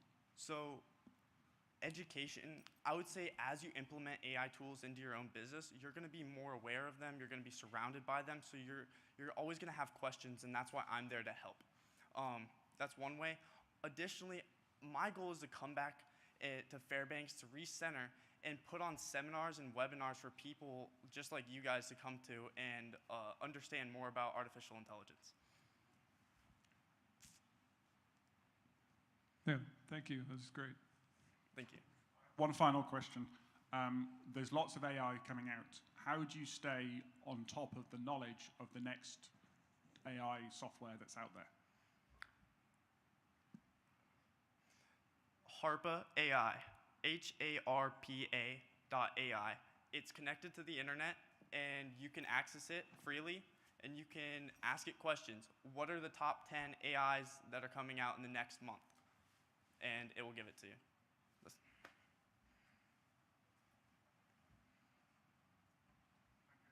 Thank you. Thank you, Elijah.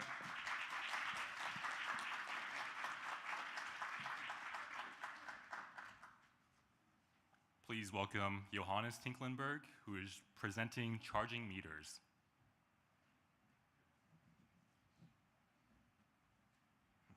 Hello. My project is charging meters. Have you ever gone to the store to pick up food or dinner in the winter? When you go out of your vehicle, have you noticed the smog in the air and the cacophony of coughs all around? One reason for this is running vehicles in the parking lot for extended periods of time. Many people have their vehicles running outside of stores to keep them warm and to make sure their vehicles are not adversely affected by the cold. This can contribute to an already fragile winter air quality. I believe I have the possible solution. The problem is carbon emissions from vehicles running in winter outside of stores can cause the air quality to lower drastically.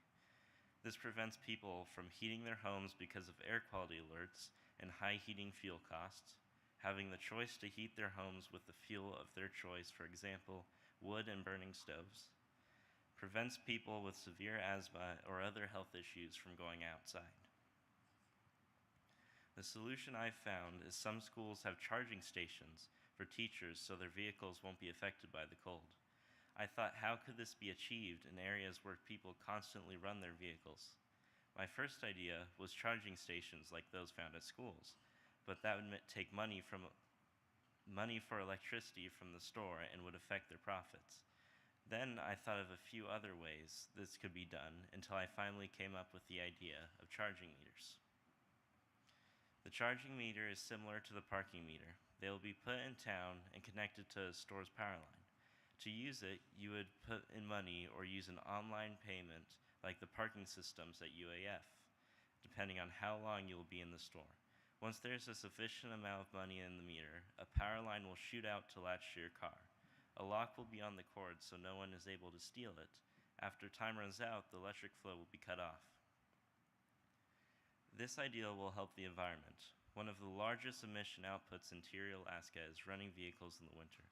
This invention would improve the air quality in densely populated areas, which would help local animals and vegetation, and also help those who suffer from asthma and other lung problems. The number one problem is how will these charging meters be manufactured? The design could be similar to electrical vehicle charging stations. I'm unsure how this could work exactly, but an idea is that you put money in, a switch will close, causing electric flow to go through it. And when money runs out, the switch will open again and the electric flow will stop.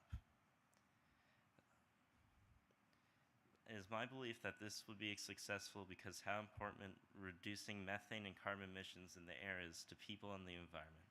It would not increase business electric bills, but still allow them to support air quality solutions.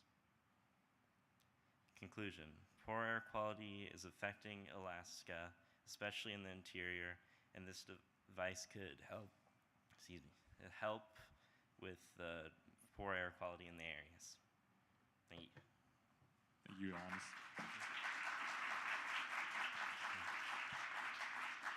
And then Ferdinand, please be ready to present next, so if you don't mind coming up here. And my lovely judges, 3 minutes whenever you're ready. Thank you, Johannes, for your presentation, and this is obviously an important impact with Alaska and air quality. Have you thought how the cold would impact the cable coming out to be able to connect to a car? We all know about our cables we plug into our vehicles, how they break in the cold, the 3 ports sometimes break into the plug. Have you thought about how you could adapt to work 365 days a year? I haven't thought much into the cold problem, just more on reducing the amount of time the cars are on. But that could be solved by maybe a protective casing around it that can be removed once the cord is pulled out.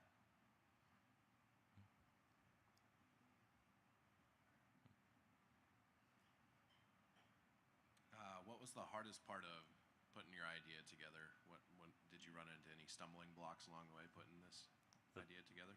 The hardest problem was thinking of a way to make a cheaper solution, and also how the interface would work. The biggest struggle was how to create a payment method through either online or through money. Yeah, so where were you when you had this idea? It was, I think, a couple months ago. I had just gone back from Safeway, and I was coughing a bunch from all the air, and I started thinking of ways where it could be prevented. Thank you for the great presentation. What are the next steps that you're planning to take your idea? The next step I want to take is maybe over the summer creating a prototype and then trying it in the winter and seeing how it works and what improvements I can make. I've got a comment more than a question. one thing you could look at is we see motorized scooters that you can rent in big cities, and they sign in with a code, and then there's a QR code that you snap to access it, so only you can access it. That might be a way to get around the who uses it and make sure that only you are accessing the power when you've paid for it versus the person next to you using it instead of yourself. So that might be something to look at, is the QR code process for motorized scooters in big cities, because they have the same setup of anybody could use it, so you need to lock it down to only you. So that's something to look at if you go further with this idea. Thank you. But otherwise, thank you very much for your time, Johannes, and a great presentation. Thank you.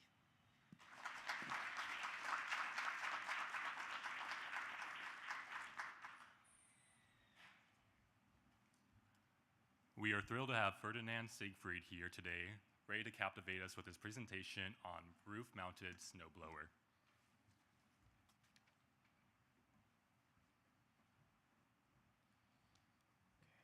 Hello, is that good? All right. So, my project is called Roof-Mounted Snowblowers. Just couldn't come up with a better name. If all of you guys here obviously live in Alaska, one of the things that's been a big issue, that was a big issue when we were looking for a house, was roof stability. It snows a lot. Snows a lot. Snow builds up on the roof, and sometimes the roof collapses in on itself. So, and you also have to go through at the end of winter and clean all that stuff off. So my idea was, it looks a lot like an AC unit, but it's really just a big fan. Sometimes you'd be driving along the road and you see patches like that picture down there where there just isn't any snow on the roof. I decided, why don't we do that for the entire roof? So here's my idea. Basically, it's a big fan with a pipe network over your roof, blows air so the snow never actually hits your ceiling. That keeps all your, that keeps all the snow off your roof. You don't have to worry about anything collapsing on itself and whatnot. My idea is that you'd basically buy this sort of like an AC unit, be a really powerful fan. You could buy it like a either Home Depot or any other hardware store, and then you set it up yourself. Like you climb on top, you fasten it, and just leave it like that. It also works. I was also envisioning this working for like trailer companies. People who own a trailer or an RV, you buy something from the lower 48, it might not be rated for up here, so you could just put this on top and you can live a little bit safer. Also with sheds, construction companies, if you want to build like a shed, you don't have to worry too much about stuff collapsing, about weight and whatnot. I remember when we were getting snow off our roofs, we were using this big old stick that you had to reach up and pull stuff off with that. I found that annoying. Obviously, it helps with stability. Also, climbing on top of a ceiling or high surface, anything like that, is inherently dangerous just because you're so high up so you could fall off. This removes the need for that. And before I end this, going forward, my first thing I would probably do is like actually test this. I haven't been able to do any prototyping or anything yet. And that's it.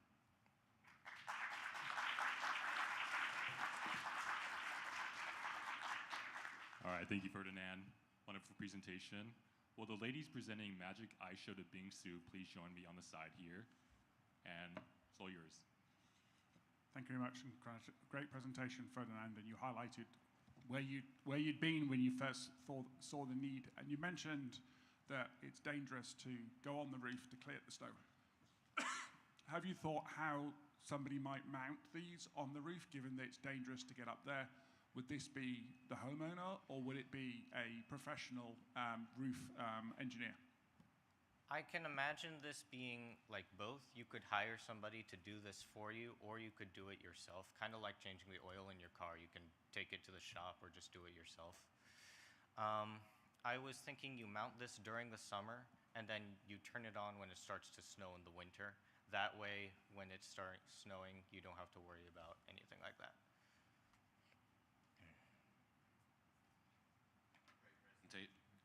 Great presentation, thank you. Question is, You said turn it on during the wintertime. Does that mean it would just stay on the entire year, or are you just turning it on during the snow events?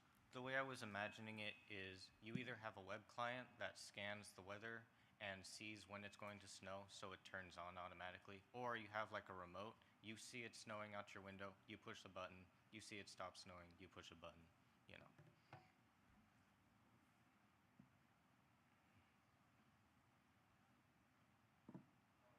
Like getting the microphone together. For example, you've got it. You mentioned trailers, homes, potentially bigger. How much area of a roof could each of these systems cover? Have you thought about? Is it one per two-bedroomed house, one per trailer, one? Like, do you need 20 to cover the roof of Fred Meyer's, for example? I'm not the most familiar with how powerful fans are. I was thinking, in my head, I've always imagined it being one unit per house, but for larger buildings like supermarkets or like big, tall buildings, you'd probably need like 2 or 3, just realistically speaking. Have you put any thought to like using this on a low-pitch roof instead of a high-pitch roof? I mean, you're talking about the cost of construction. Does that cross your mind? Like, is that how you're going to market it, as opposed to potentially increasing roof pitch? That I have not thought. No, I've always thought of it as like you mount it. I'm not familiar with roof pitch. That I'm not someone who's familiar with construction, so I haven't thought about that. No. Okay, well, thank you very much, Ferdinand, for your time and presentation. Great job.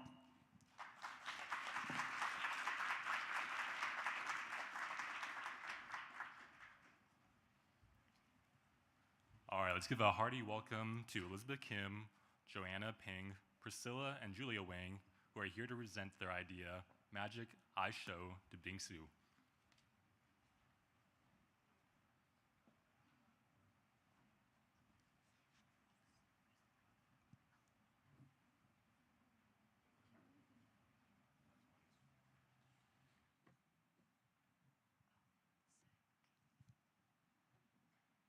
Hello? Okay.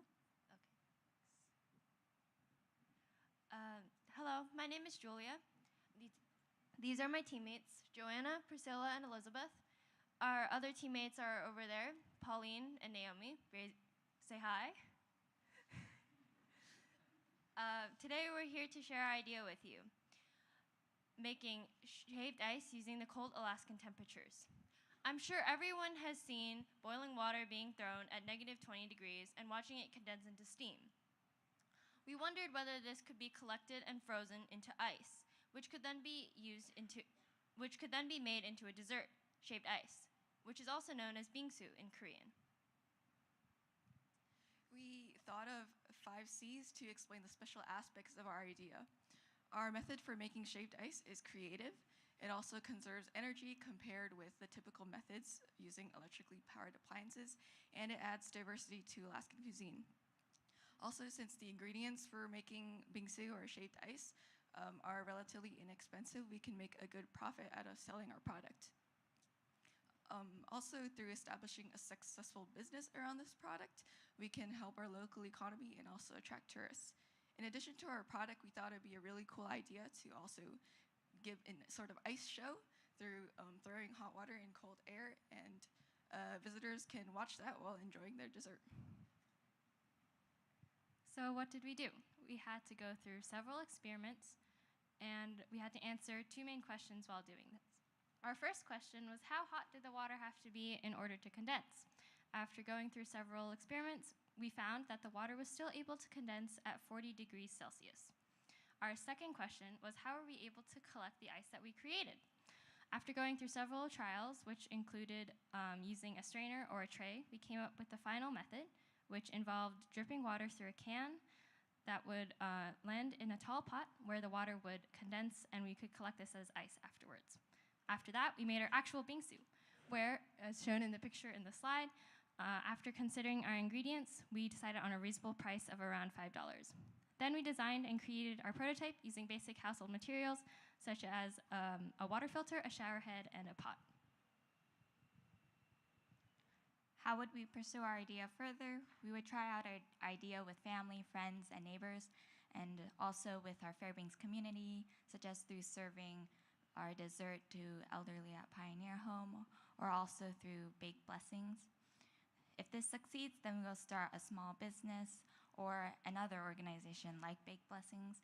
Baked Blessings is a high school organization we started during COVID-19. We donate cookies to other organizations like hospitals, police stations, fire stations, and we could also use our bingsu to share with others. Thank you, judges, and everyone for listening. Well done, ladies.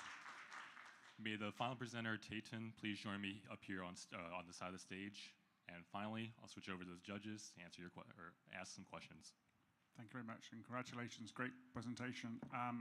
So have you thought who would be your ideal customer? Is it the individual or is it restaurants? Which would be your first group that you would want to sell your product to?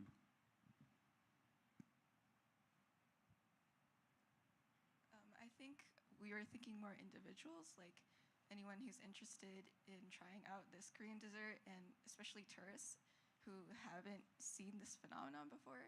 And yeah, just Fairbanks, the community, and individuals mostly.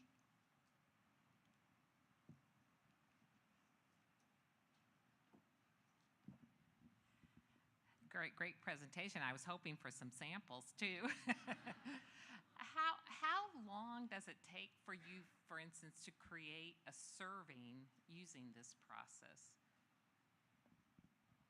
So originally we made 3 iterations of this. The first one took a while as we were trying to figure things out, but then our third try actually took like less than 5 minutes, so it'd be pretty easy to make.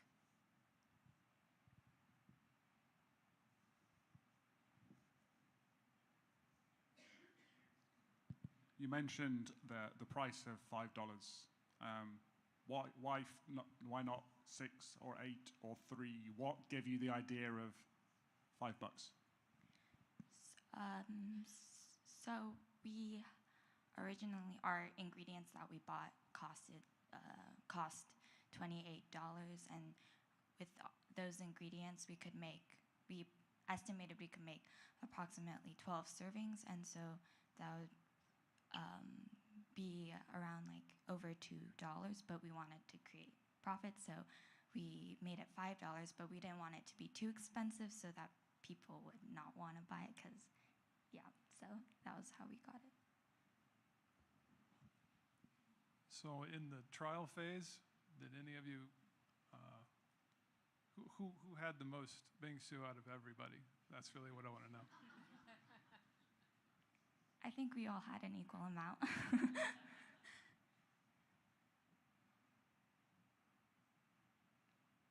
Does the judges have any more questions for the team? One more question. Thanks for the presentation. It was great. How easy is it to set up the entire machine to make it? And is that also an option that you guys can look at as providing machines to other restaurants or places to help incorporate your product in a broader market? It's fairly easy. So our prototype, we just got a pot and a fruit basket and a can. We just stacked the can on the fruit basket on the pot, and we could collect ice through that way. So if you had those items in your restaurant, you could do that. Or we also created another prototype that uses household materials, and we could easily put those together to form our idea. Great. Well, thank you very much, Magic Team, and well done for staying in 3 minutes with 4 presenters. Very impressive. Thank you.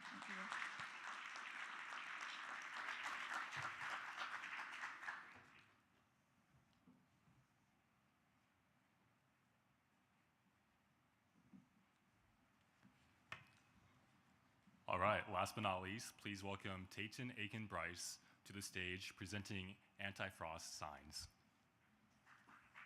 Thank you so much. I want to make sure this moves 1 sec. Okay, so my idea here is anti-frost signs and is based on a three-pronged approach of prevention, expulsion, and removal. During winter, signs around Fairbanks and pretty much around the globe can accumulate ice, frost, snow on them, and that can present a serious issue as it can limit driver visibility as well as requiring a lot of effort to remove and a lot of time. First part of my idea was prevention. By using super hydrophobic materials such as this with a hierarchical structure of nanostructures on top of microstructures, I can turn aluminum, which is normally itself hydrophilic, into incredibly hydrophobic. So it would repel any water that tries to accumulate on it or really even touch it. This itself is based on research from the late 60s on lotus plants. It's incredibly interesting. Second part, expulsion and removal. Embedded micromagnets, along with a specialized bracketing system designed to slightly shift in the wind, would provoke any ice buildup to quickly detach and simply fall off the sign. And a slightly slanted design, such as 90.5 degrees roughly, would further prevent more buildup and help any ice cleanly fall off. This itself would require a lot more research, but I'm hopeful for the possibilities. I'm like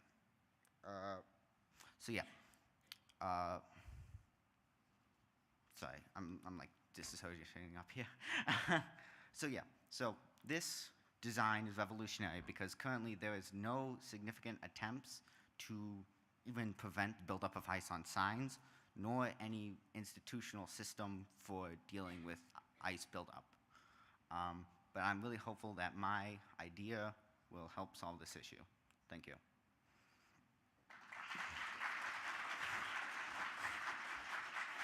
My apologies.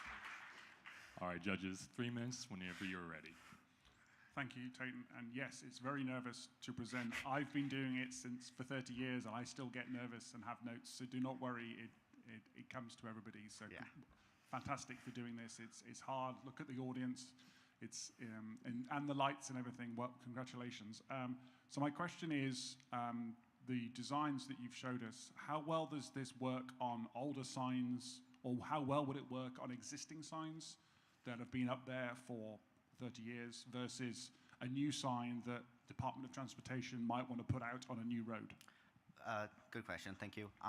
Well, part of this idea would be to design some kind of system that could be applied to old signs, but the issue is that any spray or anything like that is inherently limited in how hydrophobic and effective it can be. So the best way to get the most benefit out of this idea would be to gradually replace those older signs with newer ones as they fall out of use. Yeah, great presentation. So you said the original studies were from the 60s. What did you find? Anything newer? I mean, they've made a lot of improvements in materials in the last 20 years. Like, what'd you find? Yeah, I'm so sorry. I didn't mean to sound like my entire idea is based on stuff from the 1960s. I'm really nervous up here. I got a bunch of things I want to mention. So originally in 1969 is when they first observed this super hydrophobic mechanism. It was inspired by the lotus plant, which itself is super hydrophobic and uses the same mechanism. But since then, there has been a considerable amount of research, but not really any research into specifically using it for anti-frost applications.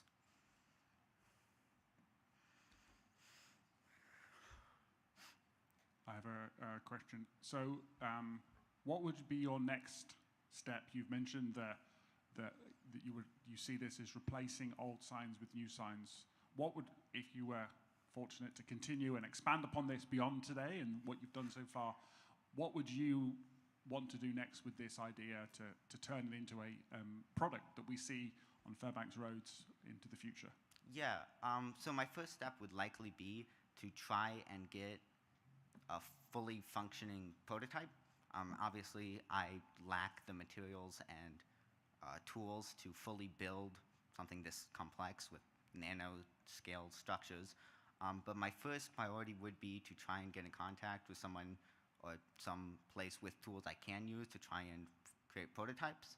And once I have created them and iterated this design down, I would like to propose it to several steel sign-making companies around the country, as well as possibly the Alaskan government or the Department of Transportation. Great. Well, thank you very much, Tayden, for your presentation and answering our questions. Yeah, All right, thank well you. done.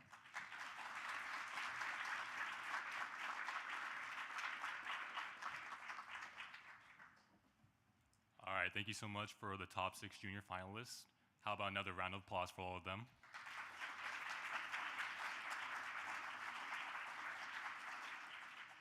And so actually, we're going to take a 5-minute intermission right here. If you want to get up, stretch your legs. We have some food, drinks in the room across, right outside. We also have a photo booth, so if you want to get your pictures taken free of charge. And we'll be back in about 5 minutes at 3:20. Thank you.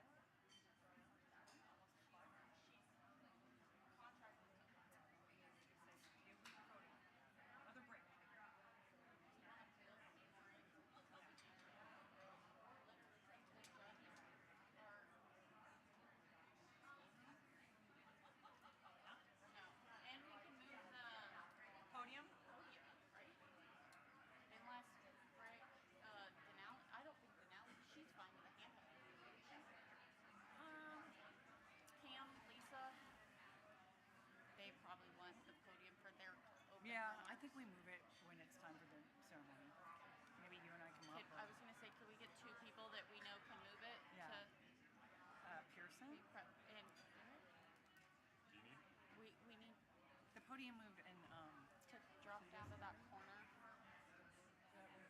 Once we're done with like our open Oh, I comments. see. Yeah, I see.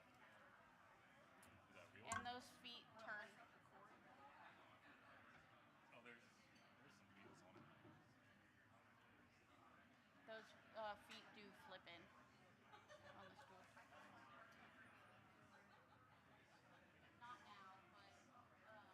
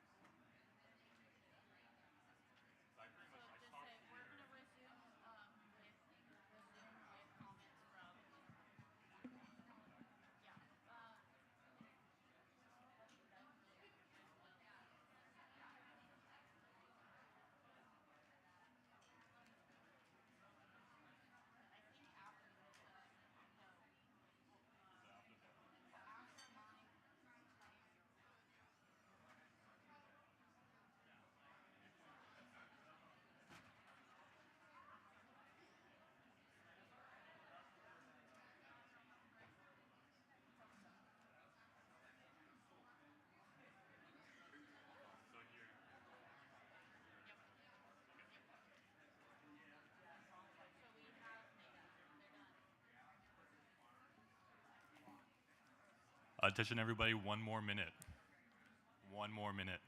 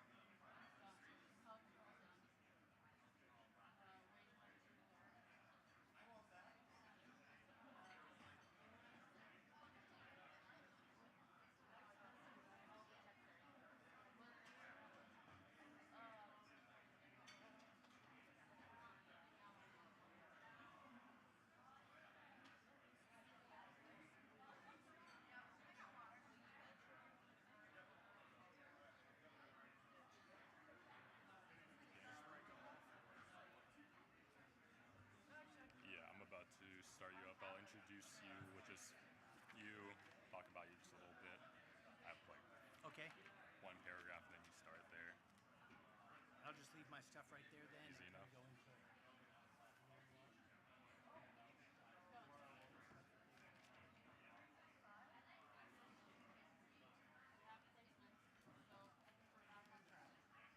All right, last chance. I'm about to begin. About to resume.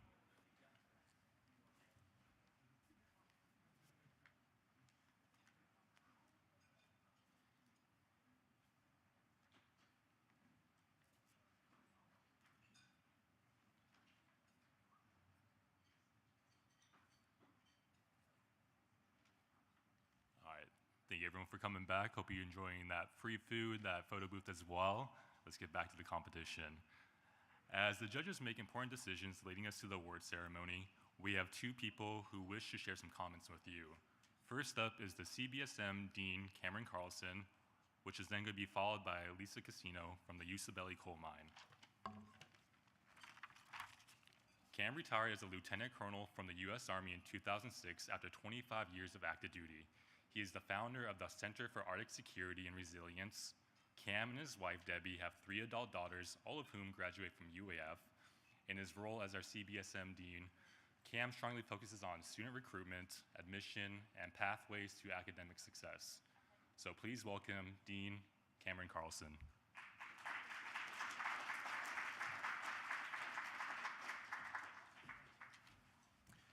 Oh, thank you. And it's just me, and you know what?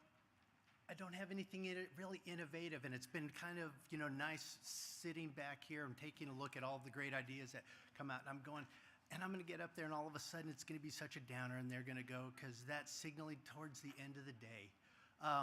But again, I think that this has just been a fantastic day. All right, the fun part. Despite me not being innovative, we're now transitioning into the innovation competition awards part of the day, and I know that the judges been working ferociously to pull together some very tough decisions.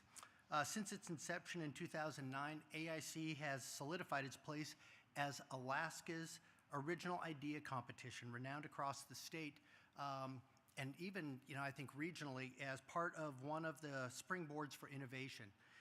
The unique platform not only fosters groundbreaking ideas, but I think it gives a very unique opportunity for the individuals that come here.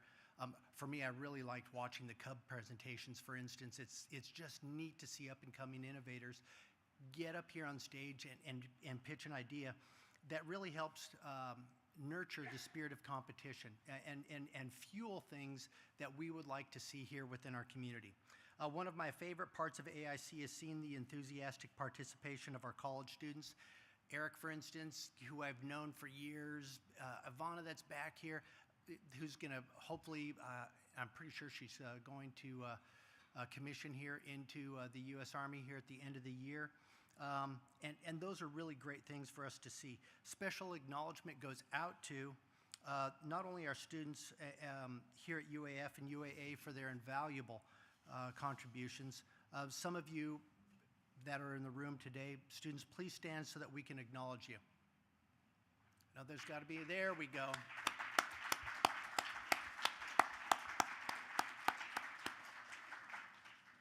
Thank you. To all of our competitors and attendees, I extend a heartfelt invitation to explore the diverse programs offered by the College of Business and Security Management here at UAF, whether it's accounting. Know that we have some accounting students out there, Homeland Security and Emergency Management, Business Administration, our graduate programs. We offer truly a diverse array of educational opportunities to suit every passion that's out there. So some of our upcoming innovators, we'd like to see you in our classroom at some point. A competition of this magnitude is the result of months of meticulous planning, generous contributions from donors, and the dedication of nearly 100 volunteers that we couldn't do this without. With over $45,000 in cash prizes and awards, we are immensely grateful to the over 20 partners who share our commitment to fostering innovation and driving economic growth. A special thank you goes out to Usibelli Coal Mine for their unwavering support as the presenting sponsor. So again, Lisa, thank you so much for everything you do. We also have some exciting moments ahead as we award generous checks today, but amidst all the excitement, we have a special acknowledgement to make. North Rim Bank, a longstanding supporter and founding sponsor of AIC, is here to show their unwavering support. Andrew Heckman, a proud UAF alumnus and Assistant Vice President for North Rim Bank, will now join us to present their generous contribution. Andrew, come on up and please share a few words with us, if you would.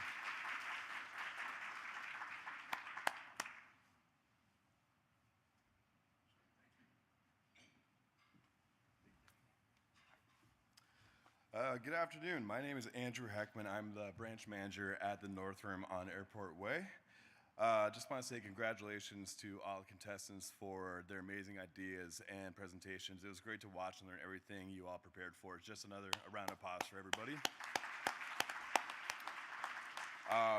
Also, thank you to all the judges as well as the additional supporting sponsors and, of course, the UAF for putting on this wonderful event.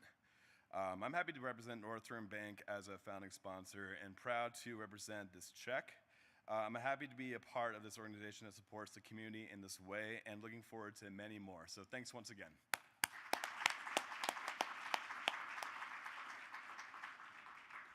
So big checks make big things happen. So again, Andrew, thank you for everything that you have done for us.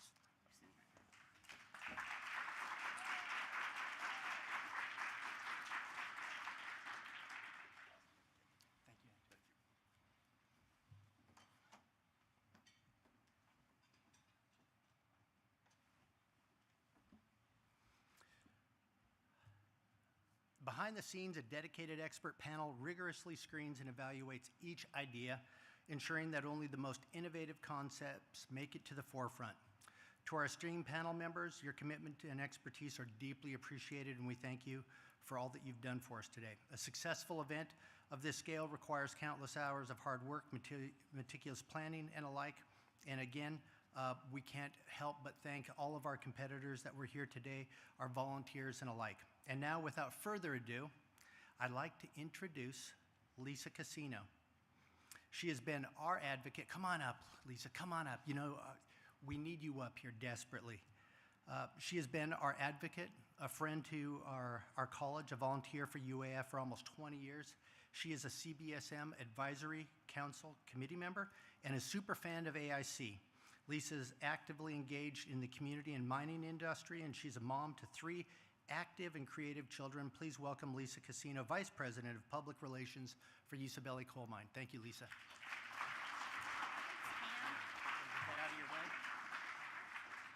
All right, I'm back. Thanks so much to everybody for joining us at this year's Arctic Innovation Competition.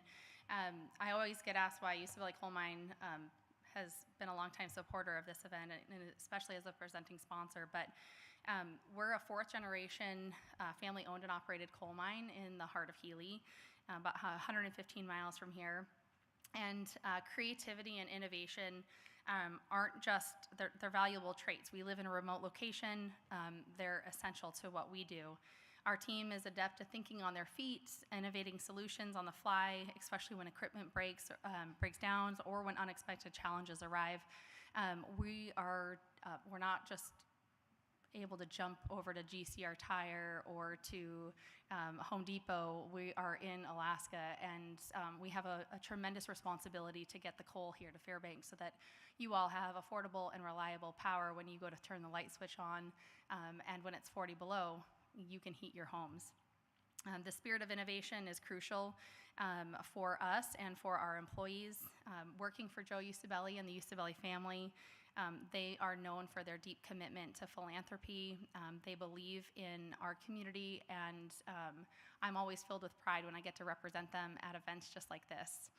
Our partnership with the College of Business and Security Management and our role as a presenting sponsor of AIC does not underscore our dedication to providing reliable energy, but also empowers future innovators and our future problem solvers of the world.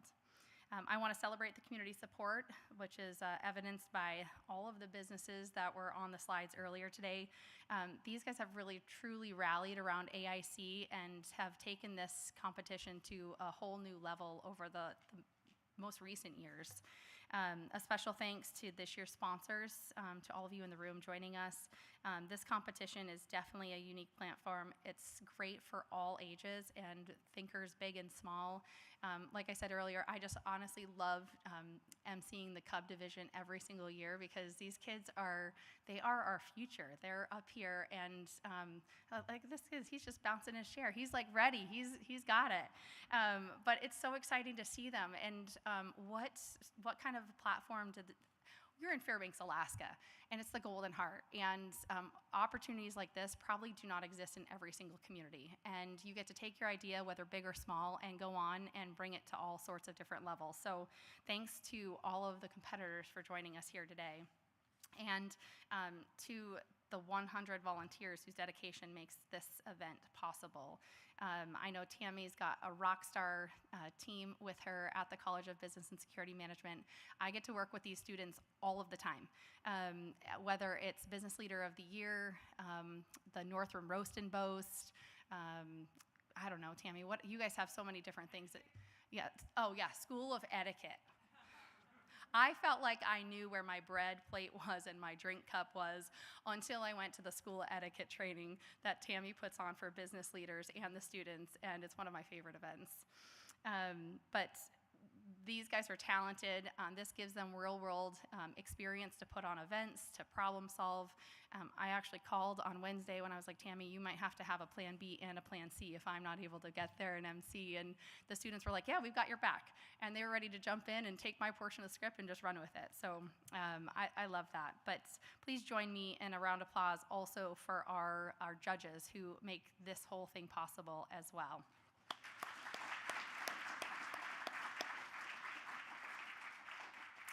So to innovation, ingenuity, and the indomitable spirit that we all love and enjoy here, it's now my pleasure to get on to the fun stuff with AIC. Our teams, AIC teams are not the only winners. We've had a lot of businesses donate some wonderful prizes. Ayla, will you please join me on stage to draw the names for our door prize winners? And then Marcelo and Elise, are you guys going to be at the back table? And they have all of the prizes, so you can go back to them once your name is called. Ayla's going to draw the prizes here. I'm like reading it. It says, Ayla will name the door prize, and Lisa draws a name and reads it. Tammy always gives us great cues. Okay.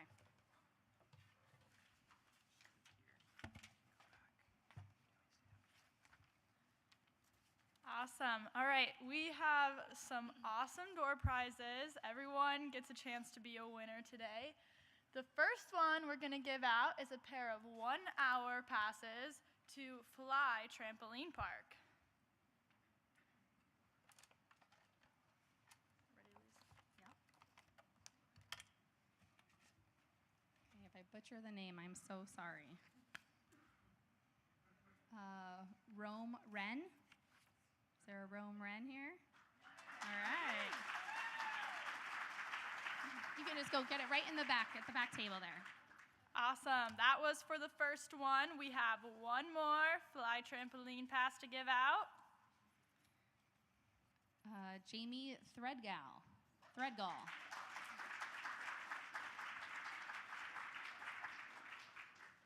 All right. Next, we have 2 gift certificates for a one-night stay at the lodge at Black Rapids. The first one is going to go to Hope Shu.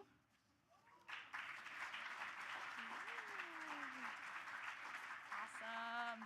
All right, and we've got one more of those, which will go to Elizabeth Kahn.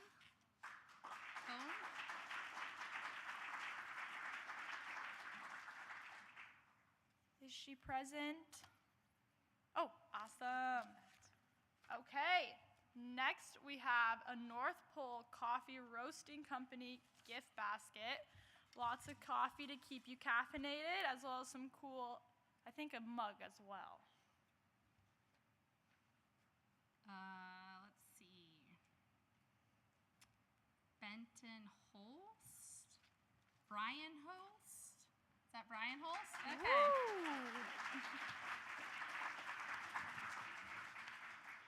Awesome. Okay, next up is a pair of tickets for Riverboat Discovery. The first one's going to go to Lily Johnson.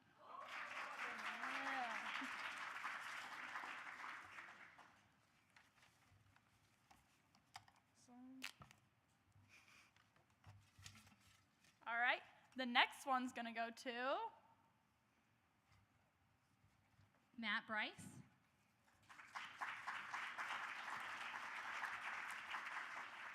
Nice. Awesome. All right, next we have 2 vouchers for Gold Dredgate.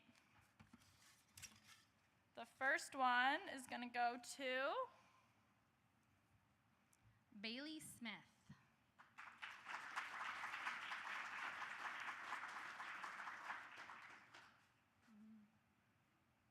Okay, we'll get them to them, I guess. They got their phone number behind.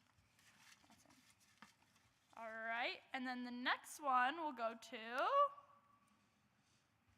Dan Reichart.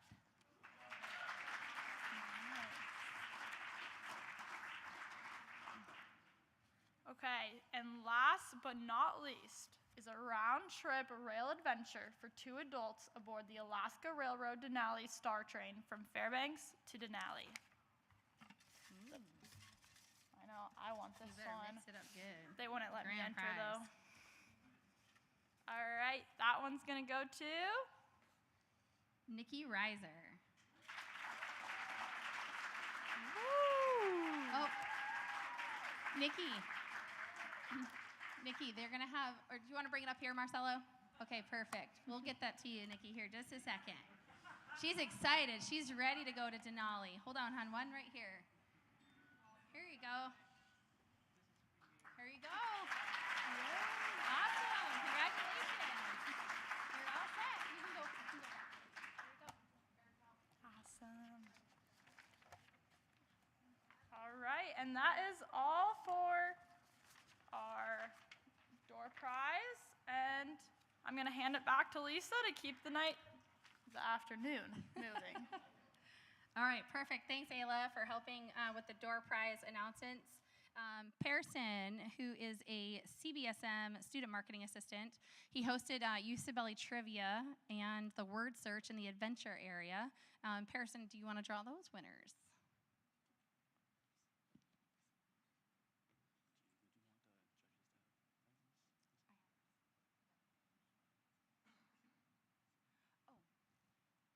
Sure.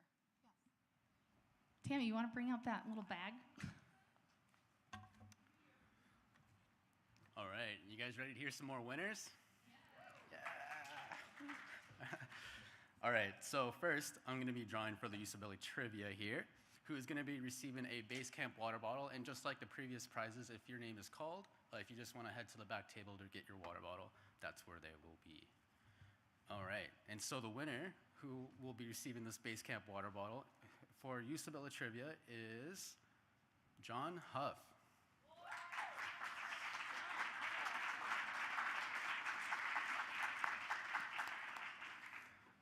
All right, congratulations, John. Next, I'm going to be drawing for the AIC word search, who will also be receiving a base camp water bottle found at the back table there. And the winner is Scar from Idea Homeschool.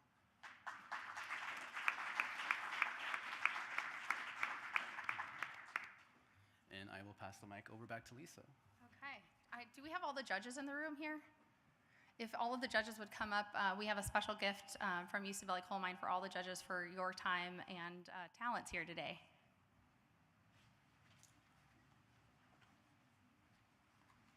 And Justin and Jared, you can go and brag about these because nobody at the mine will have them.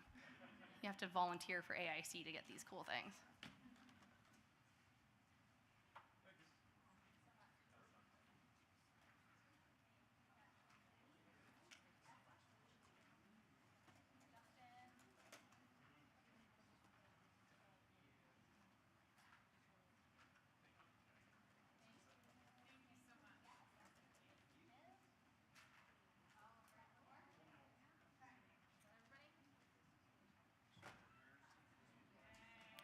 All right, thanks, judges.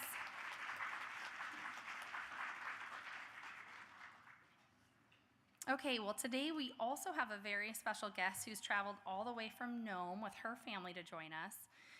The Walworth family is no stranger to AIC. They've been an integral part of the Arctic Innovation Competition since 2021. And in their debut year, Denali and Dylan Walworth presented their innovative Easy Stop sled, securing second place.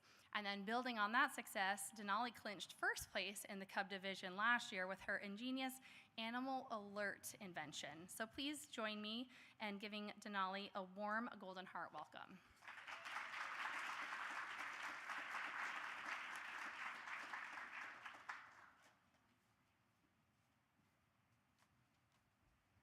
Hi, I'm Denali and I'm in 6th grade. And I did this AIC project before when I was 7 years old, and this has been a really great experience for me ever since I was little because I got to do a new thing that was fun and a new experience to me, which is always a good thing to learn more and have new experiences. And everyone here is so nice. to like put on this program and do all of this. And when I was last year, I got the first place for that for the animal alert.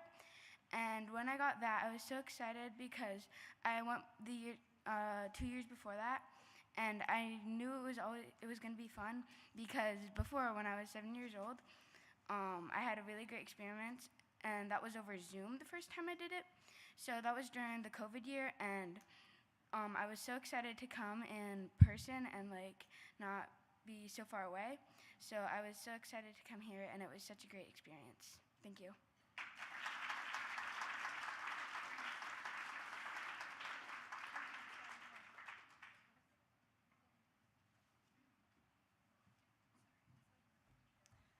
Okay, don't sit down just yet, Denali. And Dylan, can you also come up here really quick?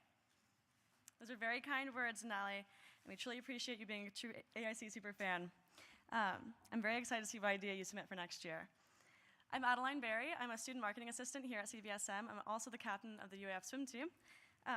Watching fan favorite votes come in has been one of my favorite things for AIC currently. Now, Denali and Dylan, would you help me announce the Cub Division fan favorite winners? So, Chris Maroc, All-State Fan Favorite Award voting was available online this week for the public to share their favorite idea in each division. These winning ideas receive $100 in a unique Lego trophy. Denali, you can give the Lego trophy, and Dylan, here, there's a check. As a reminder, there will be an official photo shoot after the award ceremony. So, competitors, when your name is called, please come to the stage and accept your trophy and return to your seat. Okay. I am very honored to announce that the Cub fan favorite winner is, can I get a drum roll? Get a Grip.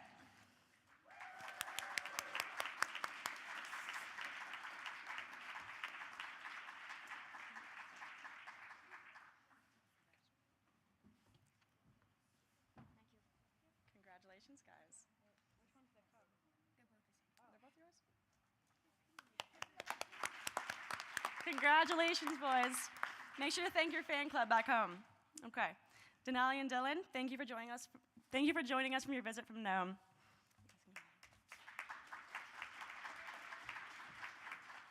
Chris Maroc, would you like to present the junior and main division fan favorite winners? Please.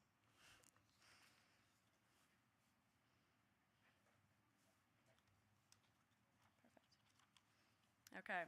It was truly a race to the finish line to see what idea would win. But in the end, the idea with the most votes was AI Consulting Services.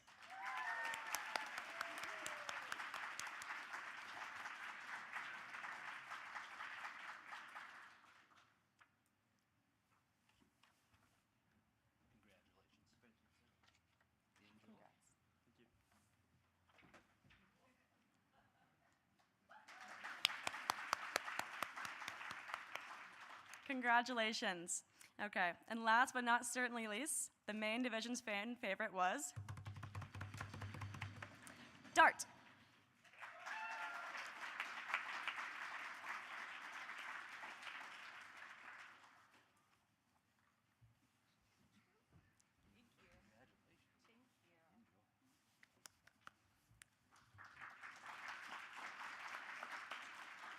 Congratulations, everyone. Okay, thank you, Chris Maroc, an All-State insurance agent and a UAF MBA alumnus who was a student on the AIC team in the very beginning. So,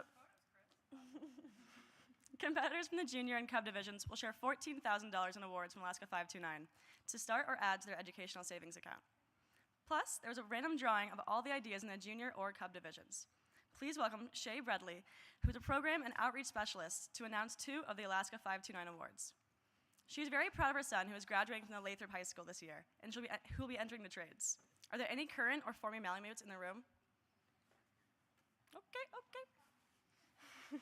Shay will now announce the 2024 Alaska 529 Random Draw recipient and the AIC Classroom of the Future Award. Good afternoon, everybody. It's been a wonderful program so far. I'm honored to be up here and able to present to you today. Alaska 529 is an educational savings plan that's designed to be easy for parents and loved ones to save for education. All Cub and Junior ideas placed first through third at AIC will be receiving a $2,000 education scholarship from Alaska 529. The Alaska 529 can be used at just about any college, but we're hoping you guys consider joining the Nanooks and UAF. Additionally, all AIC youth competitors who submitted an idea and was not chosen as a finalist was eligible to receive one random drawing for a $2,000 savings scholarship. Congratulations, Kyrie Oshie.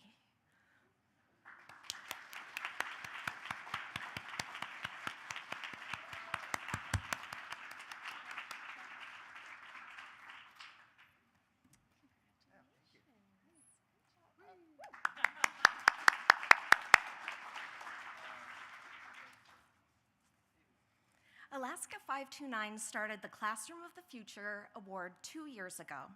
This $2,000 award goes to a teacher of a Cub or junior competitor who has submitted an idea as part of a class project, and this is chosen at random. This teacher was selected as the first Classroom of the Future recipient and was so excited to get her giant check. Congratulations, Mary McFedridge. Mary, would you like to come up and say a few words?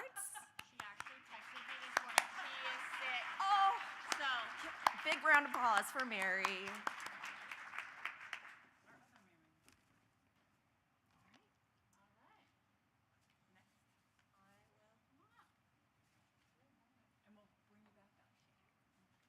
Thank you, Shay.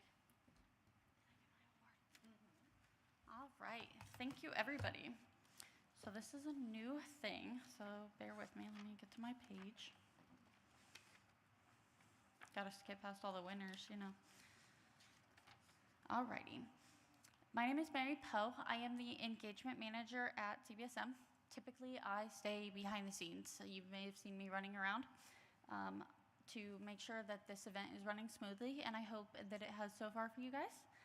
And before we get too far into the finals and do our big reveal, we would like to take a second to recognize a pioneer and innovator in the entrepreneurship circle that we have close to home. This person has supported AIC for many years, serving as a judge on the expert panel, and even wrote an academic paper on AIC.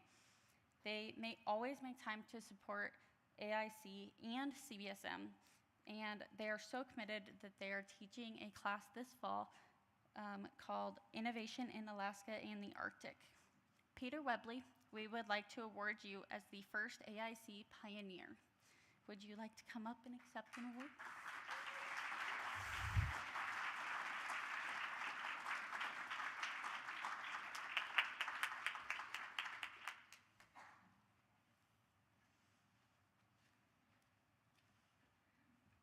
Not to put you on the spot, would you like to share a few comments? I would. Okay. So as you can see, my walk from the back, this is unexpected and was not at all planned. It's quite an honor to get this from AIC and from the university and the college. And you can guess from my accent, I'm moved to Alaska. I came here in 2005 as a postdoctoral researcher, and I thought I'd be here for 2 years and head back to the other side of the pond to be a professor in the UK. Excuse me, sorry.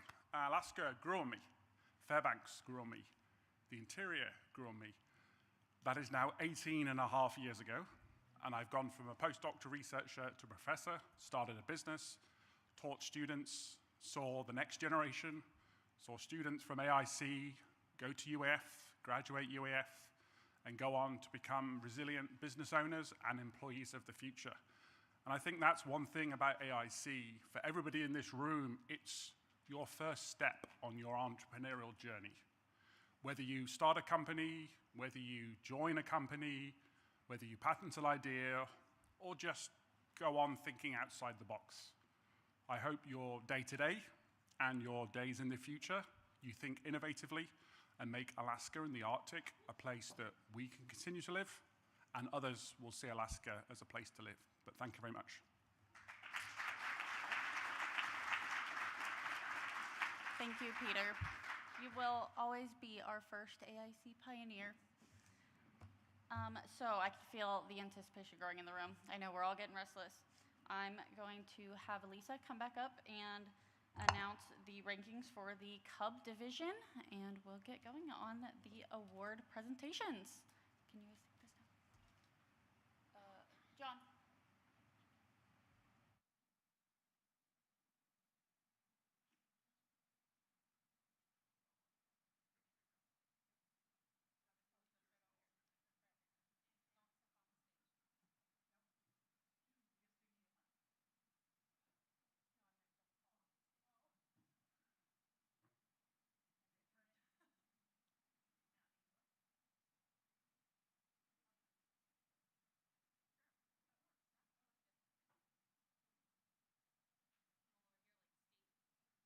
Plug this.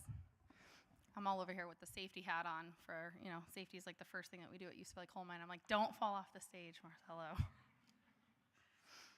Thanks, Mary. Okay, so we've all been anticipating who our winners are for the afternoon. I'd like to invite Cam Carlson and Joshua Matacchione. Did I say it right? Matacchione. Google AI failed me. I asked AI to help me with that pronunciation and butchered it. But Joshua's from Kinross, Alaska, and our esteemed judges chair, Sumitra Sakalkar. Would you guys please join me up front? Also, Shay Bradley, too, from Alaska 529. And the winners are just going to come forward. We're just going to shake hands, and then we are going to do photos in the room across the way. Where are they? Where's the photos going to be at? This way, across. Okay, so don't go too far because we want to be able to get photos afterwards. So it'll be a quick handshake over here. To all the competitors, when your name is announced, just come forward. And then once pictures are done, we'll present your check. And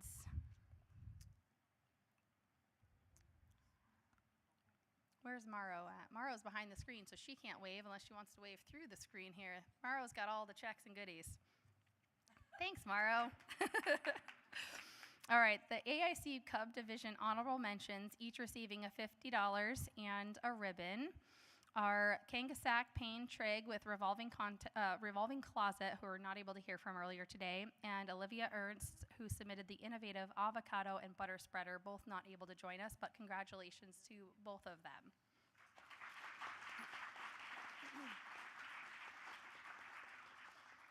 And the third place, AIC Cub Idea, receiving $200 cash, an Alaska 529 award, and a medal, is Art for the Visually Impaired.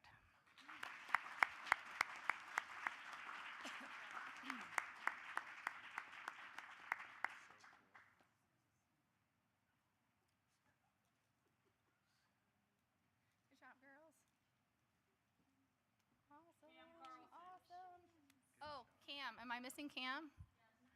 Where is Cam? You're supposed to be up here. You were not following the instructions, Cam. But don't worry, Tammy's here to call you out. I'll do it from the microphone. Nice job, ladies.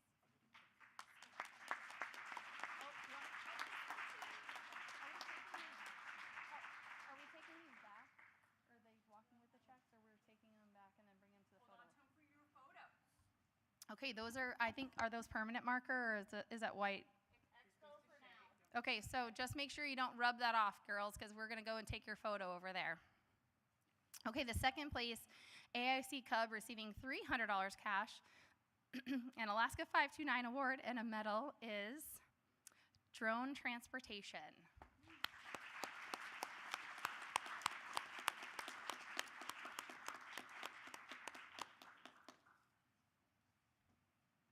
Nice job. Yes.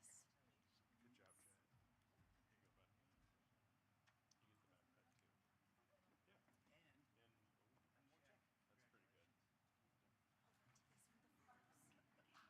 Awesome job.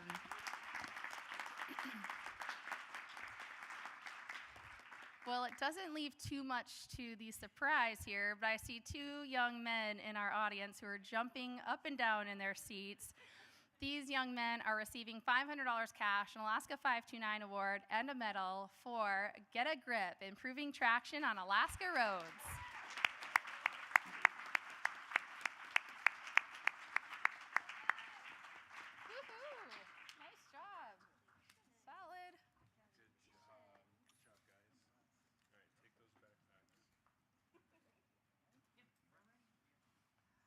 right, awesome. Hold on to that really big check.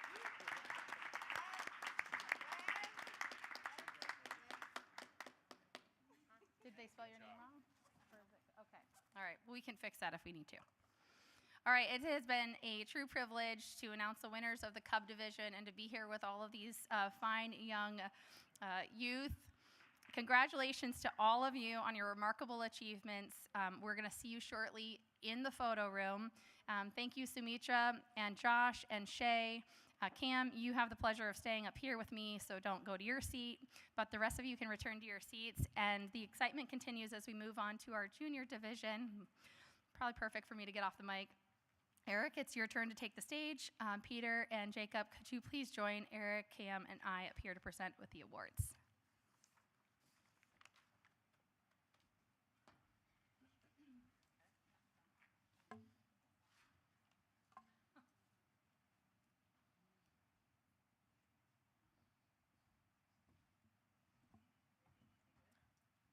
All right, that was so exciting. But let's keep the momentum going. Juniors, are you ready? The AIC Junior Honorable Mentions who received $500 and an award are Roof-Mounted Snowblower. We also have Magic Ice Show to Bing Su. And the third honorable mention for tonight for the junior division is the anti-frost signs.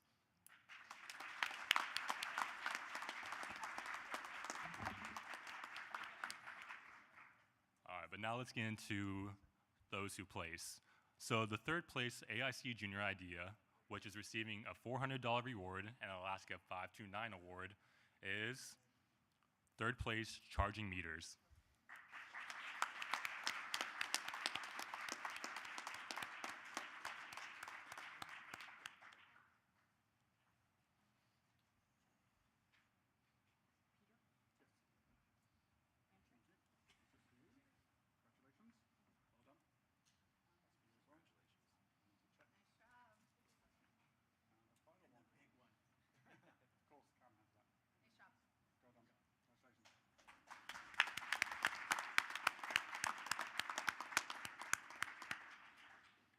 Now, the second place AIC Junior Idea, who's receiving $500 and Alaska 529 award, is AI Consulting Services.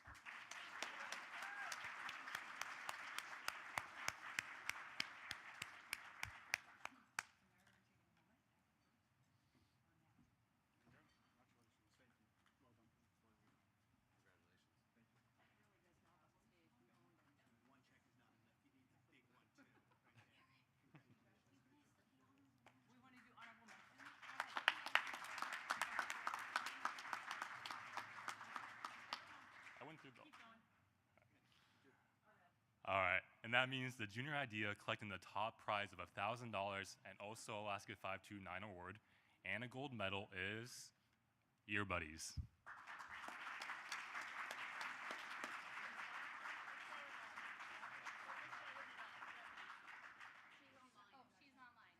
Oh, that's correct, yeah. Congrats. So she can see, because she's watching the live stream. Good job, Danica. Great work, Danica.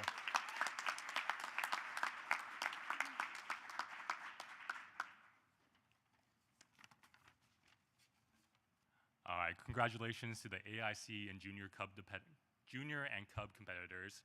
Thank you to Kinross Alaska and Alaska 529 for sponsoring the youth division and encouraging innovation in K-12 education. If Shay, Jacob, and Peter would like to join the audience and get ready for the photo shoot, I'll now turn it over to Ivana. I'll pass it to you to announce the main division winners. Thank you.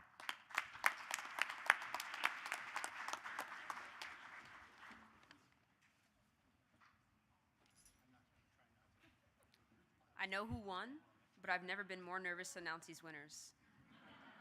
This ability to fund your education is something that I haven't seen in any of the other 50 states. So just having this opportunity to fund your education through something and through your intellect is something that's a very good opportunity. So let's go ahead and start the main division awards by announcing the placement of the adults ages 18 and over. The first round of awards is the honorable mentions, receiving $100 and bragging rights that you made it to the top 10. These are hockey shoulder pad bracers by Abe Kemp and Andrea Trinket, Mounting Preheating System for Ventilation by Connor Dennehy Sosby. The EV Wind Charging Generator by Bob Mayrock. And the app Polyquicks by Vienna Mott and Margaret Sakana. The Arctic Garden Tool by Rick Wilbur. And Quayside, presented by Eric Williams and Maya Schroeder.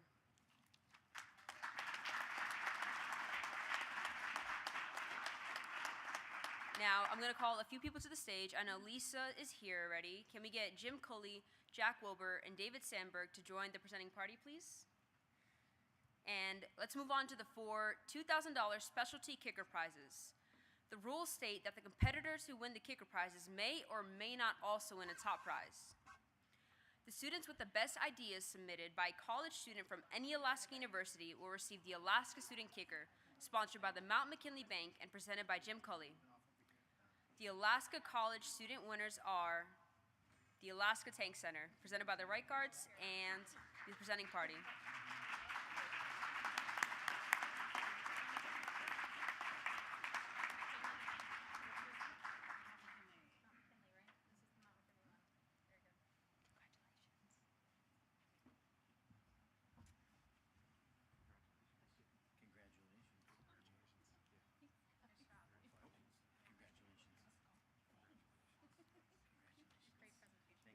Congratulations. Thank you. The Educational Legacy Fund sponsors our next kicker prize, the Sustainability Kicker, which recognizes an innovation that encourages or supports sustainability. Jack Wilbur has the honor of presenting this award. The sustainability winner is Finn, redefining rigid gear storage.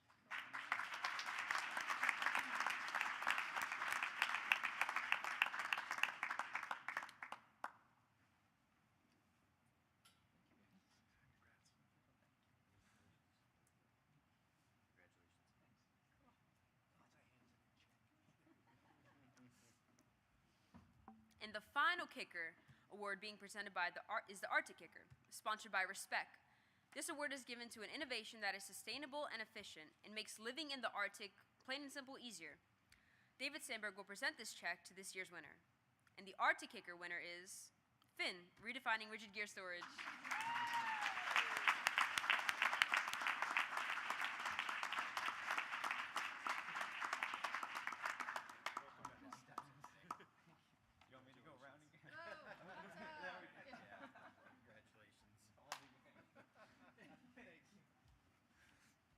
Jim, Jack, and David, you guys can go ahead and go back.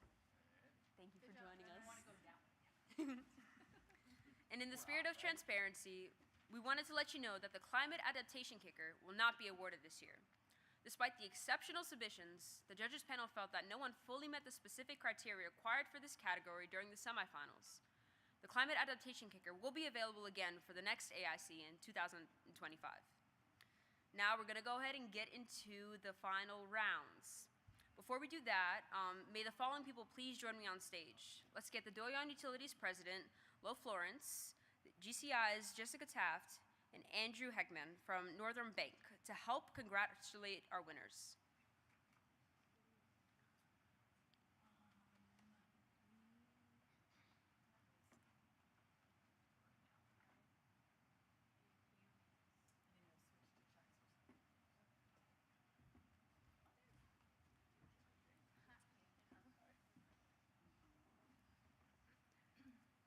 Receiving our $2,500 award and medal, the fourth place recipient is Dart.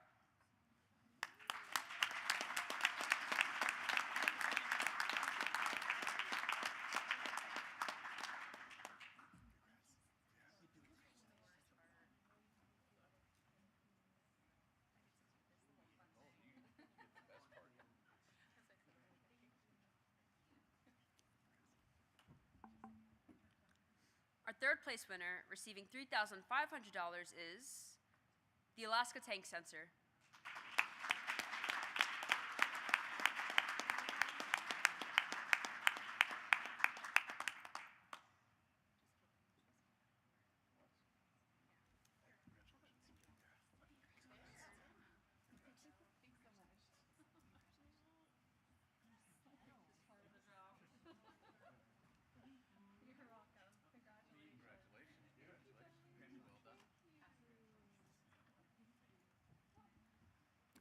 Now, once I announce second place, there's not going to be any more mystery.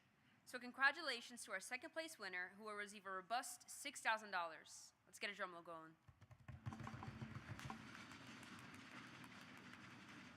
Congratulations to Fiber Optic Pliers.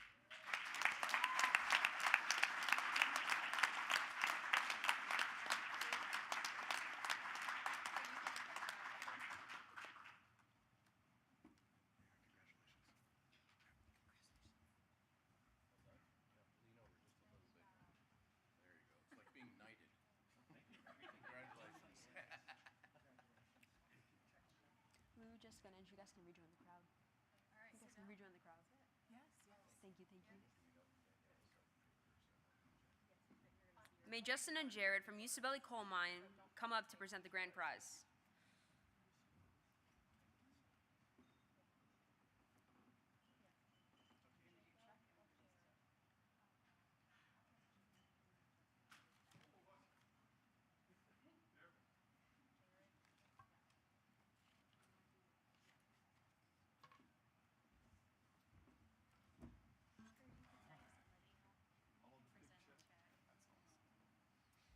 And our first place winner is going to be Finn Ostegard, showcasing Finn, redefining rigid gear storage.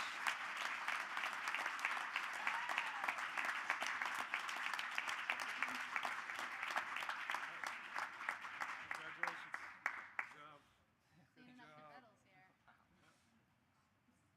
Congratulations. I love it.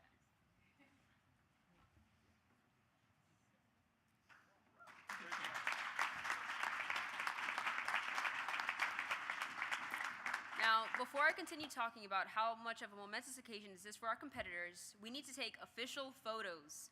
We will start photos with the Cub Division, followed by our Junior then Main Division, right across the hall over there.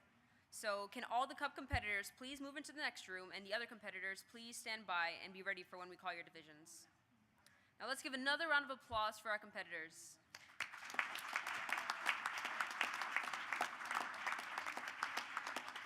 While they get their official photos taken, please enjoy the food and beverages provided by Usibelli Coal Mine and mingle with the AIC competitors once photos are done. Thank you for attending our Arctic Innovation Competition 2024, and we hope to see you again next year.